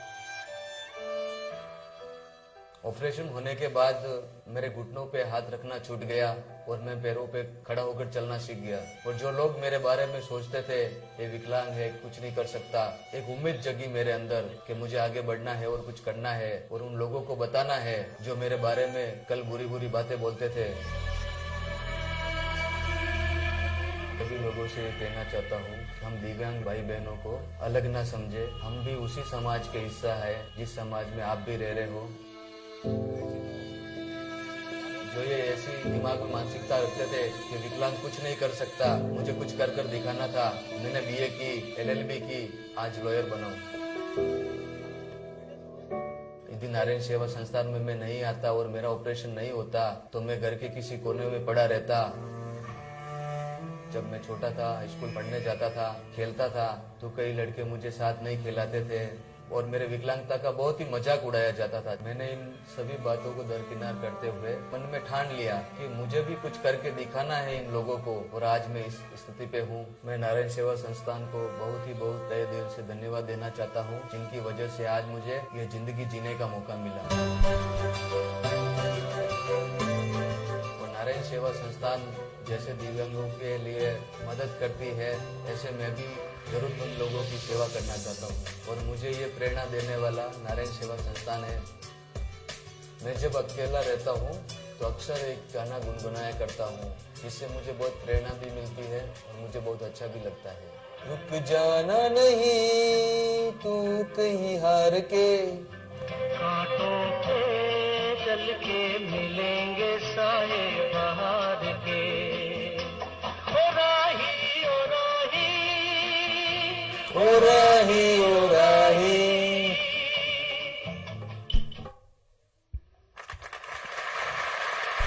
जो यहाँ पर बंधु बैठे हैं उनके लिए ये सबसे बड़ा उदाहरण है। देखा नारायण जी जोशी को, आप ही जो यहाँ पर ऑपरेशन के बाद, उपचार के बाद यहाँ पर आप जो बेड पे रेस्ट कर रहे हो ना, ऐसे कैसे नारायण जी जोशी ने यहाँ पे ऑपरेशन करवाया, उपचार करवाया। आज आपने देखा दृढ़ इच्छा शक्ति से वे वकील बन गए और आज ठीक होकर के जो लोग उनसे हाथ मिलाना पसंद नहीं करते थे, जो उनके साथ खेलना पसंद नहीं करते थे, जो उनसे बात करना पसंद नहीं करते थे, आज वो उनकी राय लेने के लिए जाते हैं कोर्ट के अंदर। तो ऐसा दृढ़ विश्वास आप अपने नारायण सेवा संस्थान के प्रति रखिए, सेवा के कार्यों के प्रति रखिए। आइए एक और बंधु हैं, उनसे बातचीत करते हैं, उनकी कहानी, उनकी जुबानी। नमस्ते भैया। नमस्ते। अपना शुभ नाम बताइए। मोहित कुमार जी। मोहित कुमार। मोहित जी। मोहित जी कहाँ के रहने वाले हैं? राजस्थान। राजस्थान के कौन से जिले से? भरतपुर। भरतपुर जिले से आए हैं। मोहित जी, आपको लेफ्ट पैर के अंदर प्लास्टर लगा हुआ है, क्या हो गया था? पोलियो हो गया था। पोलियो। किस उम्र में हुआ? 6-7 साल की उम्र। 6 साल। अभी क्या उम्र है आपकी? अभी क्या उम्र है?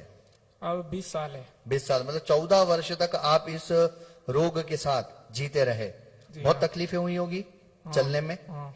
परिवार के सदस्यों, क्योंकि छोटा सा बच्चा होता है तो माँ गोदी में तोप करके भी ले जाती है, लेकिन जैसे जैसे उम्र बढ़ती है, वजन बढ़ता है, शरीर का धर्म बदलता है, तो समस्याएं तो आती है। कपड़े पहनने में समस्या आती है, कहीं जाते हैं तब समस्या आती है। तो उन सब चीजों को आपने कैसे फेस किया? कि जो हो गया उसे, जो हो गया उसे क्या कर सकते हैं। और आपने हौसला रखा। नारायण सेवा संस्थान का कैसे आपको जानकारी मिली? टीवी द्वारा, टीवी के माध्यम से। लेकिन आप काफी लेट आए, 14 साल पहले जयपुर। अच्छा, अभी आप ठीक हैं? ठीक है। ऑपरेशन से खुश हैं? खुश हूँ। यहाँ पर कैसा लग रहा है आपको? बढ़िया लग रहा है। नारायण सेवा संस्थान में किसी प्रकार की कोई राशि तो नहीं ली गई आपसे? नहीं। भोजन है आपका, दवाई गोली है, ऑपरेशन है, चिकित्सा का खर्चा है, कहीं कोई खर्चा तो नहीं लगा? नहीं। बहुत धन्यवाद आपको, आपसे बात करके बहुत अच्छा लगा। आप कुछ कहना चाहेंगे? धन्यवाद देना चाहूँगा। थैंक यू वेरी मच, आपको बहुत धन्यवाद।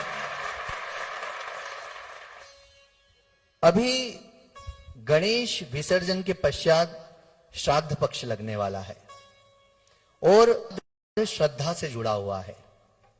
और श्रद्धा किनके प्रति? जिन्होंने जीवन भर हमारे लिए कुछ ना कुछ किया है, जिनके करने की बदौलत आज हम यहां पर खड़े हैं। ऐसे जो हमारे पूर्वज हैं, जो दिवंगत आत्माएं हैं, उनके लिए यदि श्रद्धा भाव से हम कुछ करें तो वह उन्हें बहुत प्रिय लगता है।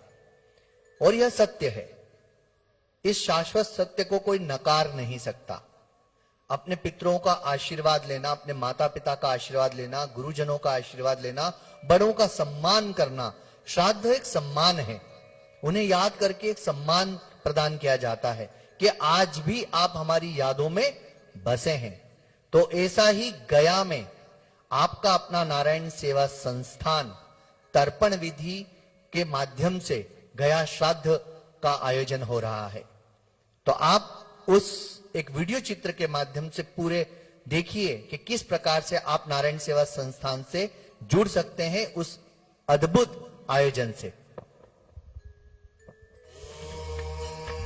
देवताभ्यो पितृभ्यश्च महायोगिभ्यो एव च नमः स्वाहाय स्वाहाय नित्यमेव नमो नमः। हमारे अपने माता पिता या परिजन जो स्वर्गवासी हो गए, उनकी आत्मा को चिर शांति एवं मोक्ष प्रदान करने के लिए श्राद्ध पक्ष में नारायण सेवा संस्थान पितृ तर्पण भागवत कथा का भव्य आयोजन 16 दिनों तक गया जी में कर रहा है।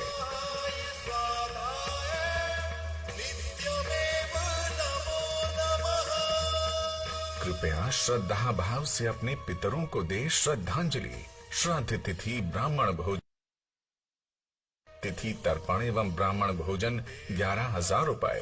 भागवत मूल पाठ तिथि तर्पण एवं ब्राह्मण भोजन सेवा 21,000 रुपए। पितरों को करे तृप्त, हो जाए पितृ ऋण मुक्त। अधिक जानकारी के लिए फोन करें 0294 662 2222 या व्हाट्सएप करें 702 350 9999। आप गया श्राद्ध के इस आयोजन से जुड़ सकते हैं।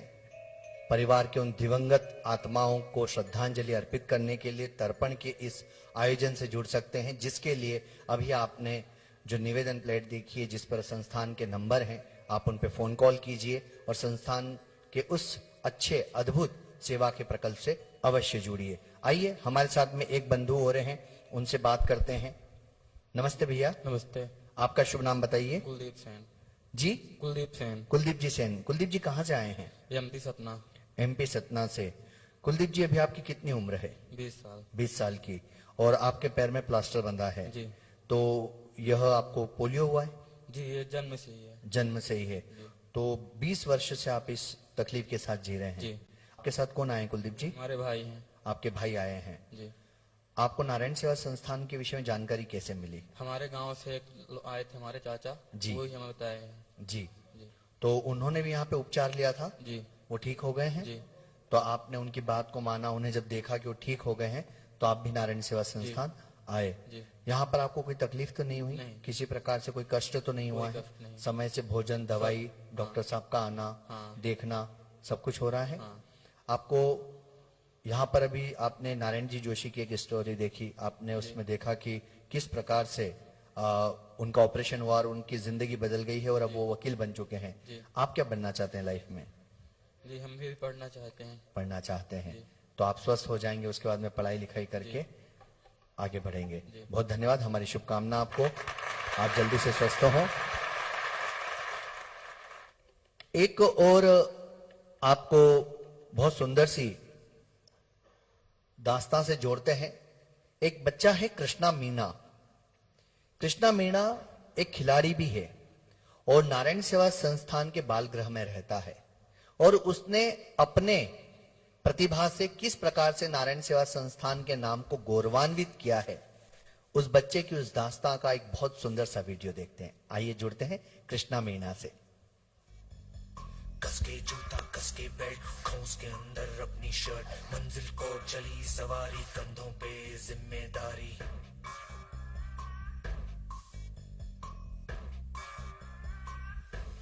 मेरा नाम कृष्णा मीणा है। मैं केसरिया जी का रहने वाला हूँ।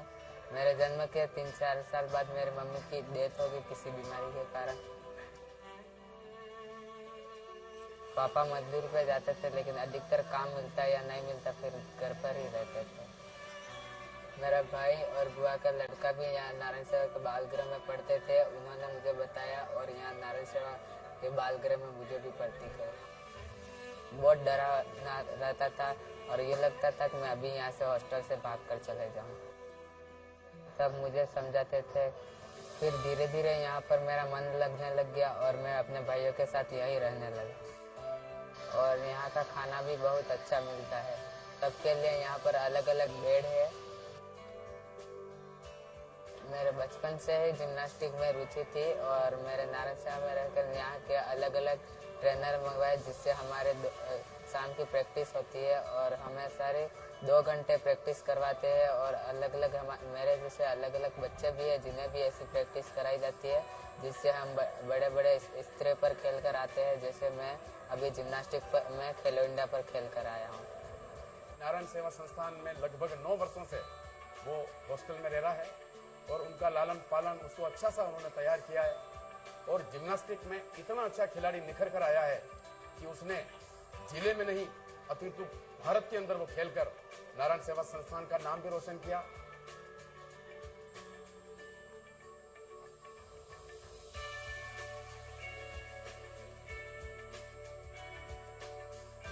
यहाँ मुझे वो सारी सुविधाएं मिली जिसके बारे में मैंने कभी सोचा ही नहीं था। मैं नारायण सेवा संस्थान को बहुत बहुत धन्यवाद देना चाहता हूँ। मेरा और मेरे जैसे कई सारे बच्चों का भविष्य बनाया।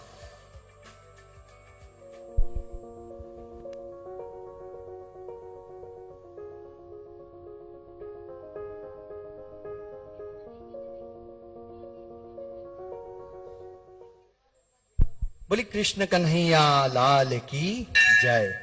अभी हमने देखा कि कृष्णा के जीवन में कैसे परिवर्तन आया और आज कृष्णा किन ऊंचाइयों को छू रहा है।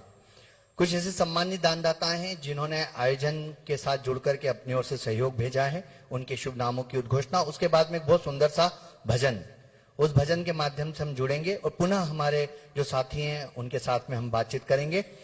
दिनेश साजी हैं गया बिहार से, आपने 5,111 रुपए का सहयोग भेजा। जोरदार करतल ध्वनियों से हम आपका स्वागत अभिनंदन करते हैं। आदरणीय अनिल कुमार जी झोटवाड़ा से हैं और साथ ही पौड़ी गढ़वाल उत्तराखंड से स्वर्गीय Shri Lilavati ji wife of Shri late Shivcharan Das ji गोत्र गोयल और लेट उनकी जो माता जी हैं पिताजी की स्मृति में 21,000 रुपए का आप सहयोग भेज रहे हैं। जोरदार करतल ध्वनियों से उनका आपका स्वागत अभिनंदन करते हैं। कृष्णा कुमारी जी अरोड़ा हैं संबलपुर से, आप 5,500 रुपए का सहयोग भेज रहे हैं। हम आपको हृदय से धन्यवाद देते हैं। बहुत बहुत धन्यवाद, बहुत बहुत साधुवाद।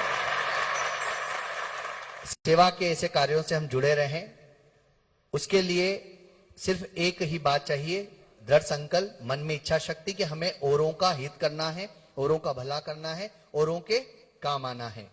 एक बहुत सुंदर सी कहानी मुझे याद आ रही है। आज भैया जी ने गेहूं के विषय में बात की थी कि हम जब गेहूं की एक दाने को जमीन में डालते हैं तो कई बालियां निकल के आती है और कई दाने गेहूं के हमें मिलते हैं और वह गेहूं का एक दाना कितने लोगों को पोषित करता है, कितने लोगों के पेट को भरता है। तो एक समय की बात है, एक किसान अपने खेत में बहुत श्रम करता था और श्रम के माध्यम से उसे जो भी उसके प्रारब्ध से उसके श्रम से उसे मिलता था और उसमें वो अपना जीवन बिता रहा था। लेकिन ऐसा करते करते उसकी बहुत उम्र निकल चुकी और उस दौरान उसके मन में एक बात आई कि मैं स्वयं एक कृषक हूँ, इतना मेहनत करता हूँ और सब कुछ है, लेकिन कई बार तो मुझे भी भरपेट भोजन नहीं मिलता है। तो वह भगवान के मंदिर में चला जाता है, वहां जाकर के बैठता है और भगवान से कहता है कि हे प्रभु, आपकी ये कैसी लीला है। तो वहां पर एक संत बैठे रहते हैं। संत पूछते हैं क्या हुआ, क्यों दुखी हो। वह अपना सारा वृत्तांत सुनाता है। संत कहते हैं कि अरे ये तो बहुत चिंता वाली बात है, लेकिन कोई बात नहीं, परमात्मा सब ठीक करेगा।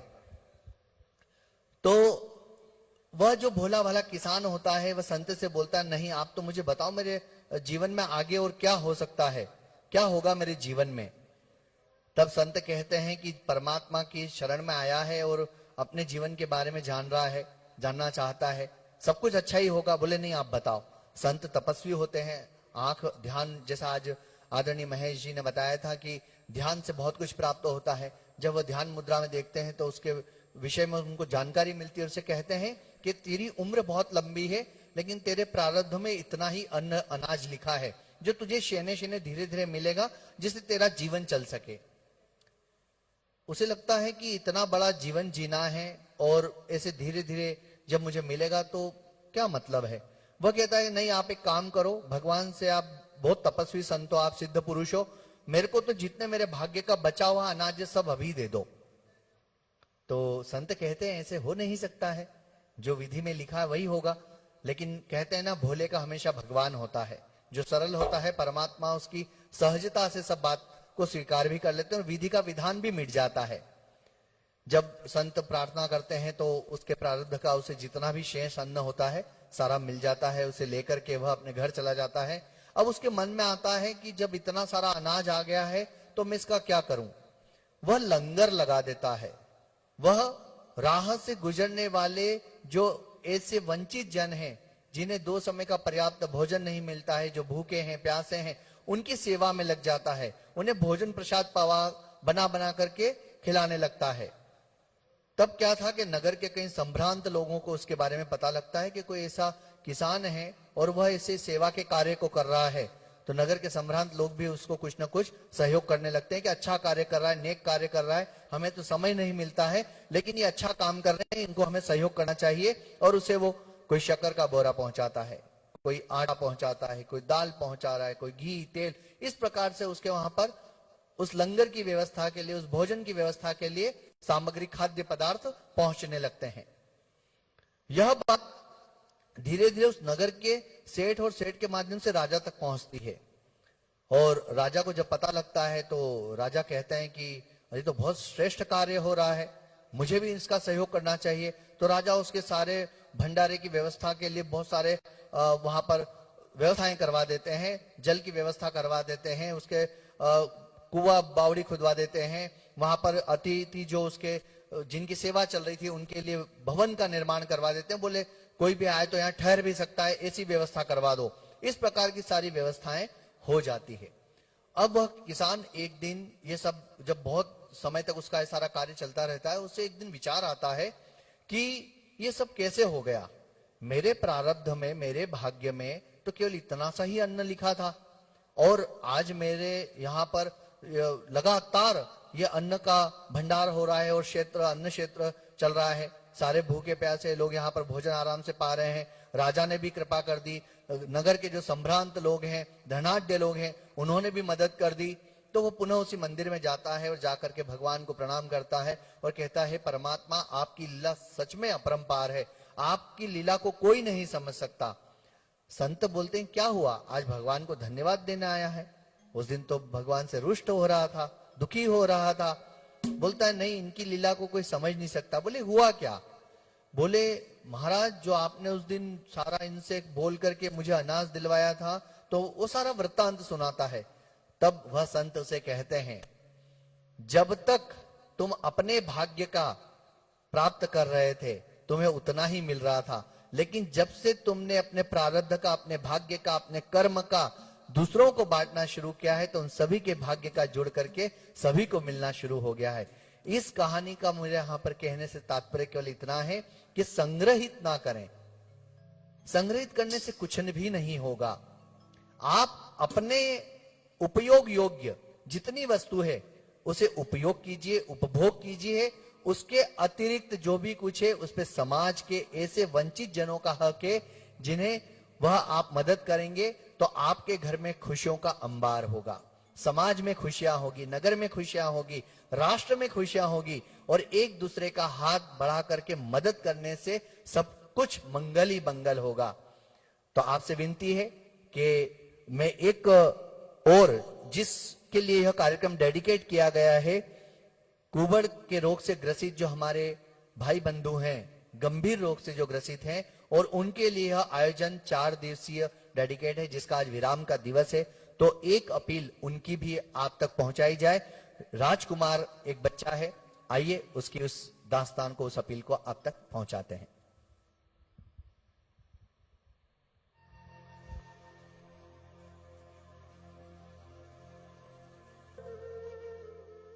मेरा नाम राजकुमार है, मैं बोल नहीं पाता सही से। हमारा लड़का ये राजकुमार है, पंजाब से आए हैं जी। पहले गर्दन टेढ़ी हो, डॉक्टरों के पास गए, डॉक्टर का बड़ा हो गया तो अपने आप सीधी हो जाएगी गर्दन। अब गर्दन तो सीधी हो तो हड्डी टेढ़ी होगी, कोब निकलने लगी पीछे से। चलने में दिक्कत आती है इनको, बोलने में थोड़ी दिक्कत आती है इनको, समझ नहीं लगती किसी को बोले तो। नारायण के इलाज वास्ते हैं पंजाब में बहुत डॉक्टरों के पास फिर जयपुर भी गए थे, अमृतसर लुधियाने, सभी एक ही बात की ऑपरेशन होगा जी, ऑपरेशन होगा। प्राइवेट हॉस्पिटल में हम जा नहीं सकते, खर्चा बहुत है जी। 6-7 लाख रुपए लगेंगे जी। गरीब आदमी है, स्कूल की वैन चला रहे हैं, 8-10 हजार रुपये मिलते हैं महीने का, घर का सर्कल है वो चलाते हैं जो होता है। फोटो भेजी हुई दिखी थी संस्था के हिसाब से, वो फोटो के जरिए से हम यहाँ पर पहुंच गए थे। हाथ जोड़ के विनती यही करता हूँ, मेरे बच्चे को इलाज करा दो जी, इसकी भविष्य बना दो, बहुत बढ़िया आपका धन्यवाद होगा जी, बहुत बहुत है।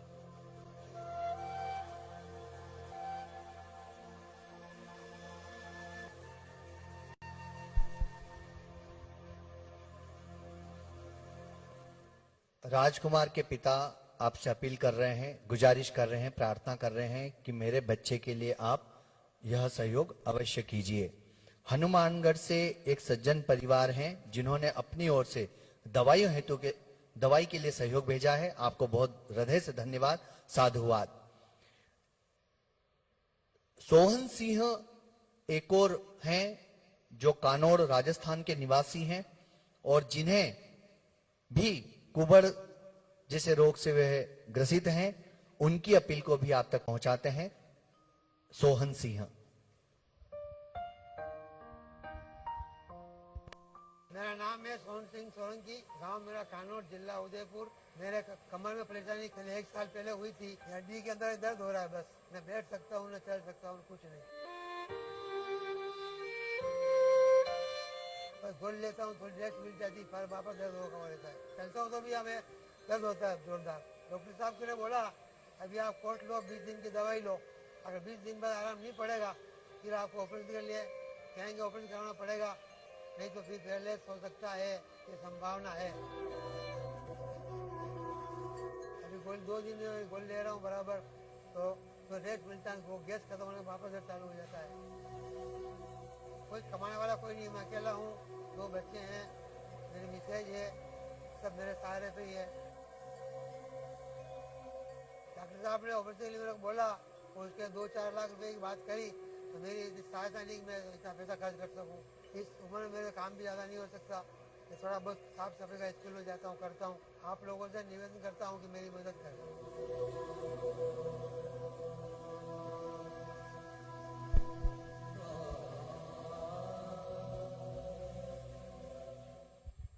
अभी हमने देखा कि सोहन सिंह जी, जिनकी उम्र भी बहुत अधिक है और वो एक ऐसे रोग से ग्रसित हैं कि अब जीवन जीना भी दुश्वार हो रहा है, तो ये सभी आपसे अपील करते हैं जिनके लिए कार्यक्रम आयोजित किया गया, अपनों से अपनी बात, जिसके मुख्य सूत्रधार आदरणीय सेवक प्रशांत भैया हैं।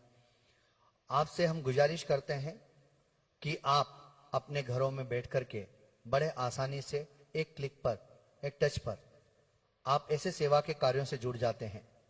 ऐसे ही एक क्लिक पर क्यों ना आप इनकी जिंदगी को भी बदल दें। कुछ सहयोग करना है और सहयोग के माध्यम से इनके जीवन बदलेंगे। मैं इन पंक्तियों के साथ अपने वाणी को विराम दूंगा और सरस्वती के वरद पुत्रों से भी मैं विनती करूंगा कि वो बहुत सुमधुर भजन से आप हम सभी को परमात्मा के श्री चरणों में अनुराग करवाएं। मैं अपनी इन पंक्तियों के साथ वाणी को विराम करता हूं। लफ्जों में चिंगारी रख, लहजे में खुददारी रख, जीने की ख्वाहिश है, मरने की तैयारी रख, सबके सुख में हो शामिल, दुख में भागीदारी रख, श्रीमद् भगवत गीता पढ़, युद्ध निरंतर जारी रख। और ऐसा युद्ध जो औरों को खुशियां दे, ऐसा युद्ध जो सुख और शांति लेकर के आए, ऐसा नहीं जहां पर कोई शरीर शत विक्षिप्त है और उसे हम ठीक भी ना कर सकें। तो परमात्मा ने हमें जो भी दिया है, जितना दिया है, और उसमें से जितना हम दे सकें उतना अवश्य दान करें।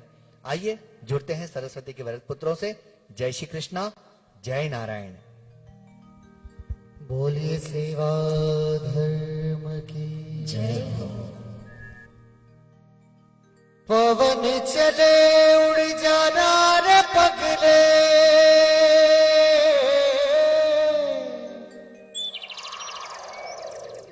समय चूक पछताना,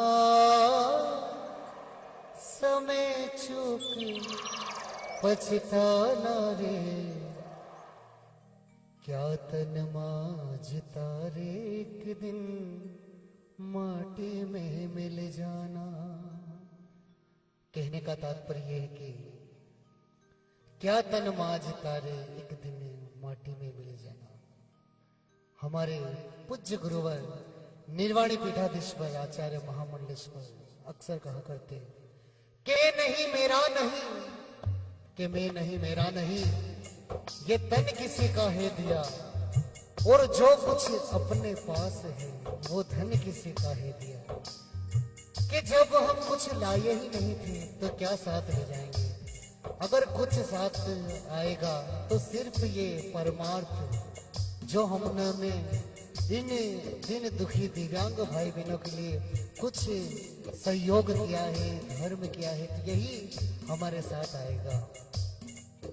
कि सेवा धर्म महान है, अति प्राचीन विचार, सेवा रथ इंसान है, समझा जीवन सार। इस जीवन के सार को समझते हुए इन दिन दुखी दिव्यांगों के लिए आपसे से मेरे भामाशाहों से जितना सहयोग हो सके उतना सहयोग जरूर करें। ये जीवन 3 घंटे का पेपर है साहब, ना जाने कब किस गली नुक्कड़ या बाजार में खत्म हो जाए। खत्म होने के पहले कुछ ऐसा कर लें कि प्रभु के चरणों में जाए तो प्रभु भी कहे कि हाँ मैंने तुम्हें भेजा है, तो आपने कुछ परमार्थ का काम किया, मैं बड़ा खुश हूँ। बोल कृष्ण कन्हैया लाल की जय। पवन चले उड़ जाना रे पगले,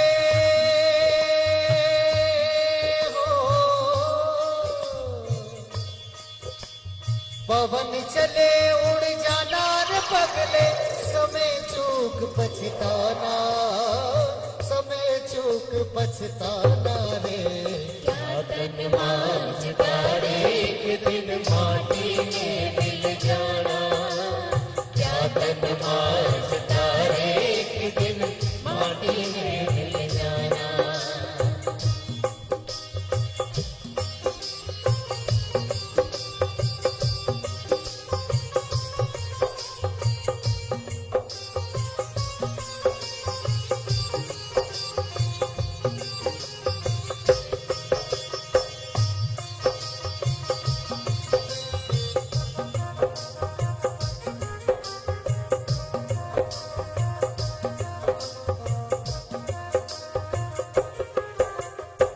चार जना मिल गड़ी बनाई, चला पाट की डोरी। चार जना मिल गड़ी बनाई, चला पाट की डोरी। वो चारों तरफ से आग लगा दी,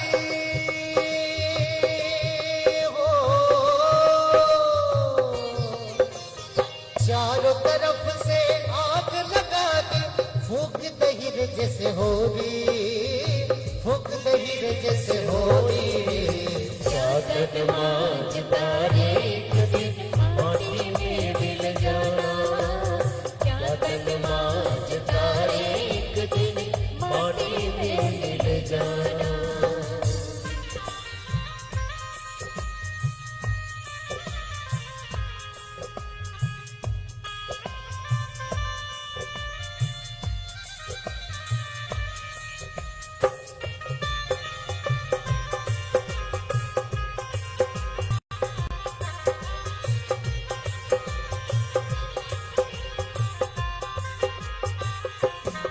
कहा कि क्या तन मांझता रे, एक दिन माटी में मिल जाना। पवन चले उड़ जाना रे पगले, समय चूक पछताना। क्योंकि समय निकलने के बाद व्यक्ति के हाथ में कुछ नहीं रहता है। आदरणीय गुरुदेव निर्वाणी पीठाधीश्वर हृदय किलाजी मानव साहब कहा करते हैं कि मर जाऊं मांगू नहीं अपने तन के काज। मर जाऊं मांगू नहीं अपने तन के काज, पर हित कारण मांगता मोहि न आवे। लाज।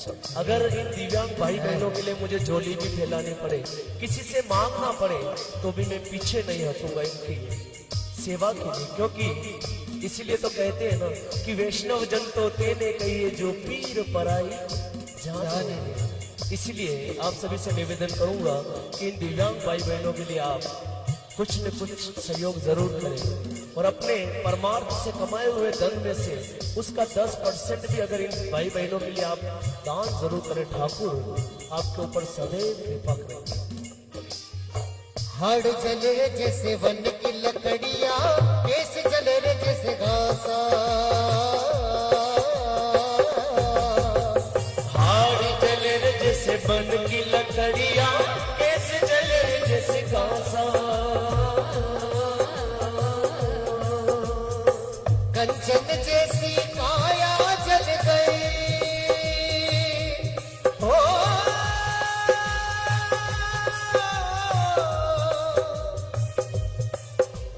कंचन जैसी काया जल गई, कोई ना आया पासा, कोई ना आया पासा रे। क्या दिन मांझता रे एक दिन माटी में मिल जाना, क्या दिन मांझता रे एक दिन माटी में मिल जाना।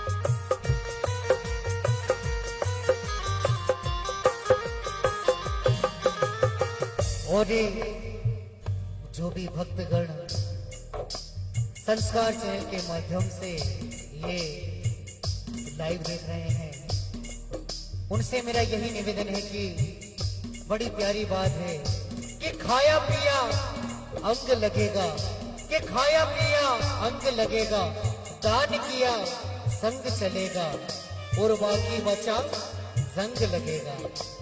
अगर प्रभु बाके बिहारी लाल की, मेरे सावले गोपाल की, महावीर स्वामी की, बालाजी महाराज की आप पर असीम कृपा है, तो उस धन को जंग मत लगने दीजिए। इन दिन दुखी भाई बहनों के लिए जितना हो सके उतना दान सहयोग जरूर करें। बोल सेवा धर्म की जय। तीन दिना तेरी प्रिया रोए, चार दिना तेरा भाई, तीन दिना तेरी प्रिया रोए, तेरा दिना तेरा भाई। ओ तीन दिना तेरी प्रिया रोए, तेरा दिना तेरा भाई। कहते कि इस दुनिया में कोई किसी का नहीं है। एक भजन में कबीरदास जी ने कहा कि भाई रे सब स्वार्थ वाला लोग अब माने खबर पड़ी, यानी कि सब स्वार्थ के लोग हैं। अंत में इस दुनिया से अकेले जाना है। कहा कि रात गई सुबह हुआ, एक ताजा गम हुआ। रात गई सुबह हुआ, एक ताजा गम हुआ। अफसोस मगर ये हुआ, अफसोस मगर ये हुआ कि जिंदगी का एक दिन कम हुआ।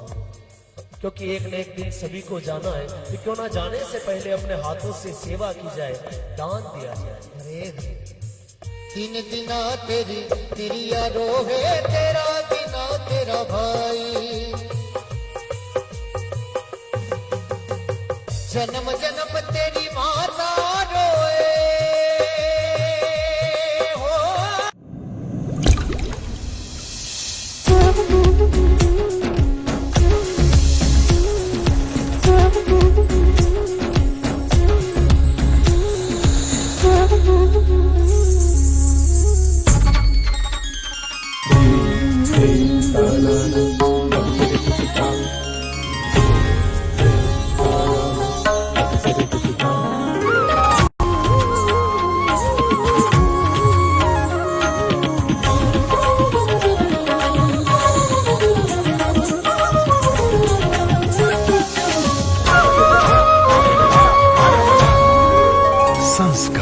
हमारी संस्कृति, हमारी विरासत।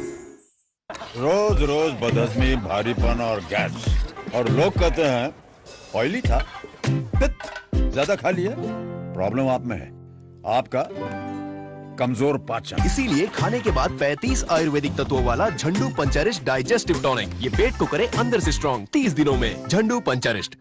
विहान क्रिकेट का दीवाना नंबर 1, लेकिन स्कूल टीम में हमेशा नंबर 12। जब बच्चों के सपने टूटते हैं तो माँ का दिल भी टूटता है। इसीलिए अपनाइए महाकोश रिफाइंड सोयाबीन ऑयल। इसमें है पूफा जो मेंटेन करे हार्ट हेल्थ, और विटामिन ए और डी जो बनाए आंखें तंदुरुस्त और हड्डियां मजबूत। बच्चों को उनके सपने पूरे करने के लिए फ्यूचर फिट बनाइए। महाकोश रिफाइंड सोयाबीन ऑयल, फिट है तो फ्यूचर है। आ गया है dish TV zinc super FTA box का जमाना, तो अब हो गया है लोकल FTA पुराना। पाए जी अनमोल, स्टार उत्सव, कलर्स रिश्ते, रिश्ते सिनेप्लेक्स, सोनी पल, मस्ती, आज तक जैसे 230 से भी ज्यादा चैनल्स और सर्विसेज, साथ ही अतिरिक्त प्रीमियम चैनल्स चुनने की आजादी, जाने माने ब्रांड का भरोसेमंद सेट टॉप बॉक्स और 1 साल की ऑन साइट वारंटी भी। तो लोकल छोड़ो और चुनो जिंक सुपर FTA बॉक्स तुरंत। अधिक जानकारी के लिए अपने नजदीकी डीलर से संपर्क करें और जिंक सुपर FTA बॉक्स आज ही घर ले आए।